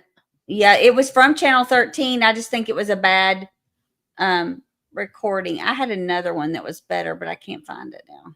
It was a Facebook post. I had an article with some quotes from the mom, but I didn't. Was see that a his video. mother? That was his mother. Yes, and I actually saw the one I saw. I thought this one would be better because it was from the news station, but there was a Facebook one that had the mom and the dad speaking. It was really good. I mean, it was a really good excerpt that they, what they said, and they were there at court and, had just gone through the funeral and everything. But Bless her heart. So that's the mom. That's the mom with the yes. flowers on the back of her shirt there. So that's the one that was putting all the posts up while they were missing, saying this is not like them. She was the one really like this isn't right. There's something wrong. Yes. So she knew something was not right before they were found. I'm trying to see if I can. Yeah, find Matthew's dad's in the light blue shirt there on the left of the screen. Oh, okay, so that's him in the button down there. Yeah. I don't know why it won't. Why that? I just can't imagine those poor people. I know. I know, it's awful. Oh, wait a minute. Here is. Hang on. Let me see if I can share it. Copy the link. I'll send it to myself. And I think I found it. Hang on 1 second. Okay. And I can send it to. Bless Mom says, I wonder if they have their granddaughter. See, that's what I thought I understood. Well, he did answer that in let me take this one down since you can't hear anything. You would think that the TV station would have had it where you could hear it. Hang on. I would Detroit Rock City. We were talking about this last time too, a little bit. I heard his parents lost a $30,000 bond because he violated his terms of probation, allegedly. I think that's how that's works. what they said. Yeah. Mm-hmm. All right, I'm working on it, guys. Just 1 second.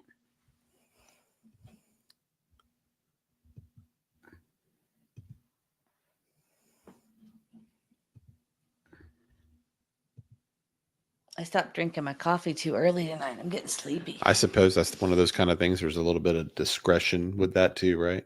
Mm-hmm. I If don't know they if y'all want to can hear do that or not. the crazy thunder. It's thundering here again. That might have been, you were kind of glitchy. So that might have been It why. might be. Hang on 1 second. Let me share this one. I don't know if we'll be able to hear it or Grandpa not. here said WW is in protective custody. Okay, ready? Mm-hmm. So we're very happy that he is not gonna be making his bond and walking out. None of them are. They all deserve to pay for this. And why let him out? He's already out. So what's the point of letting him back out?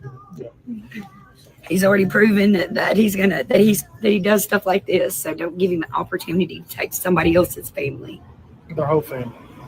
Because that's what I think people don't understand. He took them all. It's not just the loss of our son. I know. It's the loss of our daughter-in-law, of Braydon, of everybody, of Cortney. It's a whole family gone. You know? Yeah, it's unbelievable. So we're gonna be here every chance we get. We're gonna be right here for our son because he cannot be here. They love their daughter.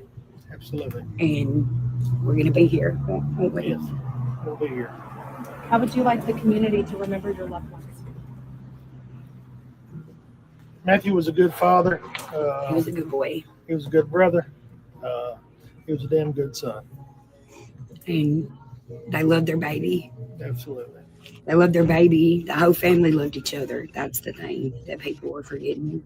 Yeah. We all loved each other, and nobody. It's just a really bad situation. We want everybody to remember Matthew. Everybody knows Matthew. Matthew grew up right there on that hill, running the streets of Dyer County. Yep. Never been in no trouble, no nothing. And they need to keep that in mind and stop focusing so much on the morbid aspect of it. Because Matthew has siblings that are young that can Google all this. And yeah, internet's for everything. Exactly. And people need to understand that there's children, there's minors involved in this. And that as a family, we're just broken. Right? Yes. I just don't know. I don't know how to explain it. So who's caring for the little girl right now? She's in protective custody. Okay. And if you could you please state your name again? Her name is Kim Hamill, Hamil. Thank you. Thank you all. Her name is Hamill, Hamil, and yours? I'm Matthew Wilson, or Matt Wilson is my name. I'm Matthew's daddy. Thank y'all. I'm bond now. So Okay. You can stop it. We're very happy. Not gonna just bond and walk it out. I'm trying to remove it. You're muted. Sorry, I was trying to move it at the same time. That's okay. Is that Charlie trying to jump on you over there? Yeah, it's thundering and lightning. She gets scared. Mm-hmm. She didn't used to, but she's just developed that over I think it's because it storms so much here in the evenings. But, you know, it's great all day, and then we just get these little showers at night. But she gets scared. I think it's probably time for us to wrap it up. I We're going to be agree. getting up bright and early tomorrow morning for our update. It starts at 9 a.m. Central Time. We hope you guys will join us. Yes, and I just want to answer one question. We were discussing whether or not they lost the bond in full. I was kind of looking that up while that video was playing, and it is the kind of thing that there is discretion, but probably lost it. It sounded like it. They probably lost it all, but there is discretion with judges, and what it all says is it comes down to severity, and so this is pretty severe. So I'm guessing they lost it all, but we don't know that for sure. Right? It's not a guarantee. But thank you so much for joining us tonight. We will be back tomorrow to do the weekly Crimecast roundup, where we will. And if you have any suggestions, we have not officially picked our poor judgment segment. Yeah, that is not locked in yet. So sometimes they're obvious for us, the ones we're doing, but not tomorrow. But we will have a good one, I'm sure. Because we did 2 last week, and I was like, "Don't do it. Don't do 2. Don't do 2." They were both really good. There's plenty. So, but if you have any funny crimes that you want to send us, you can send it to our email at crimecast@proton.me. Thank you, thank Leah. you, Lee. Appreciate you being here. It's been good to meet you. Well, we hope to have you back, Leah. Yeah, absolutely. So we'll see you tomorrow if you get to join us. If not, we will be back next week sometime. We'll just kind of see what the schedule is like. Yeah. And we did we thought we were going to have an announcement tonight, but that didn't happen. So yeah, we're not ready yet. We're not ready yet.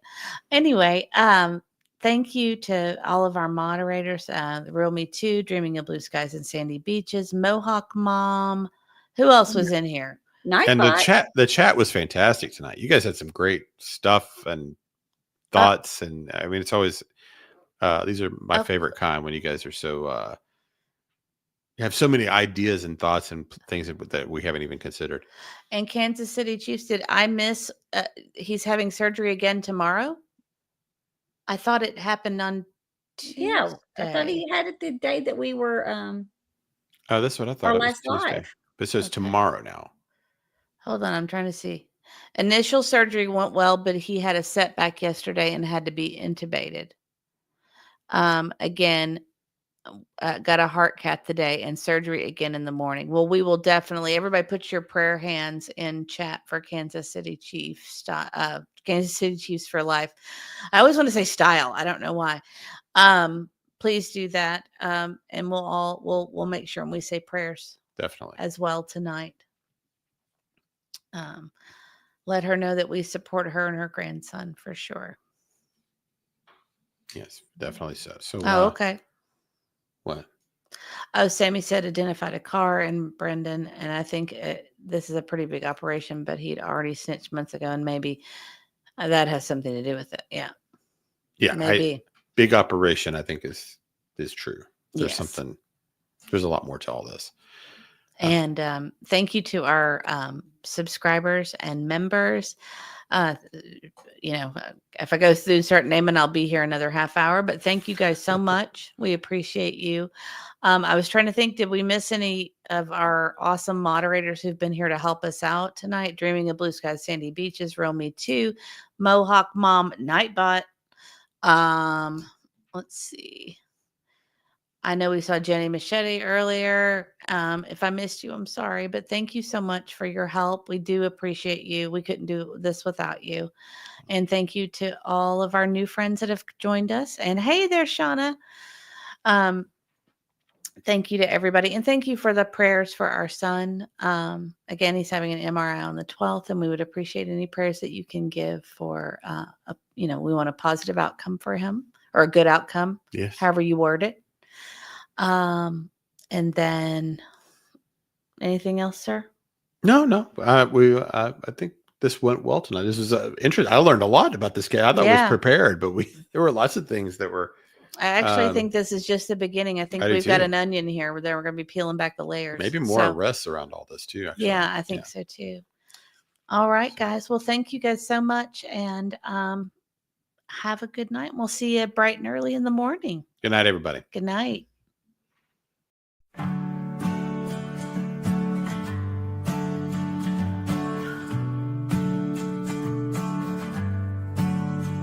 We remember you. We remember you. Ooh. We're still here for you. We'll shine a light for you. We're holding on to hope for you.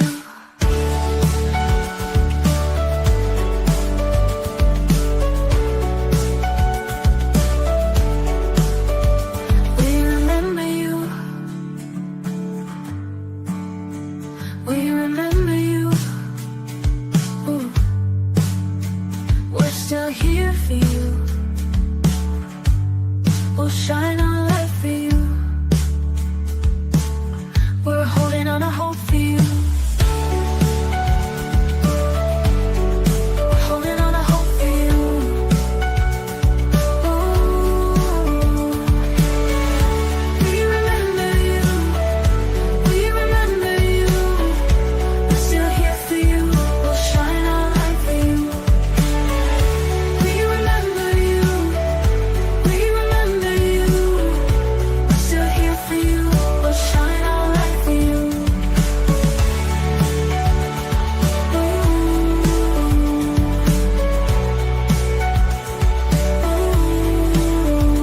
We remember you. We remember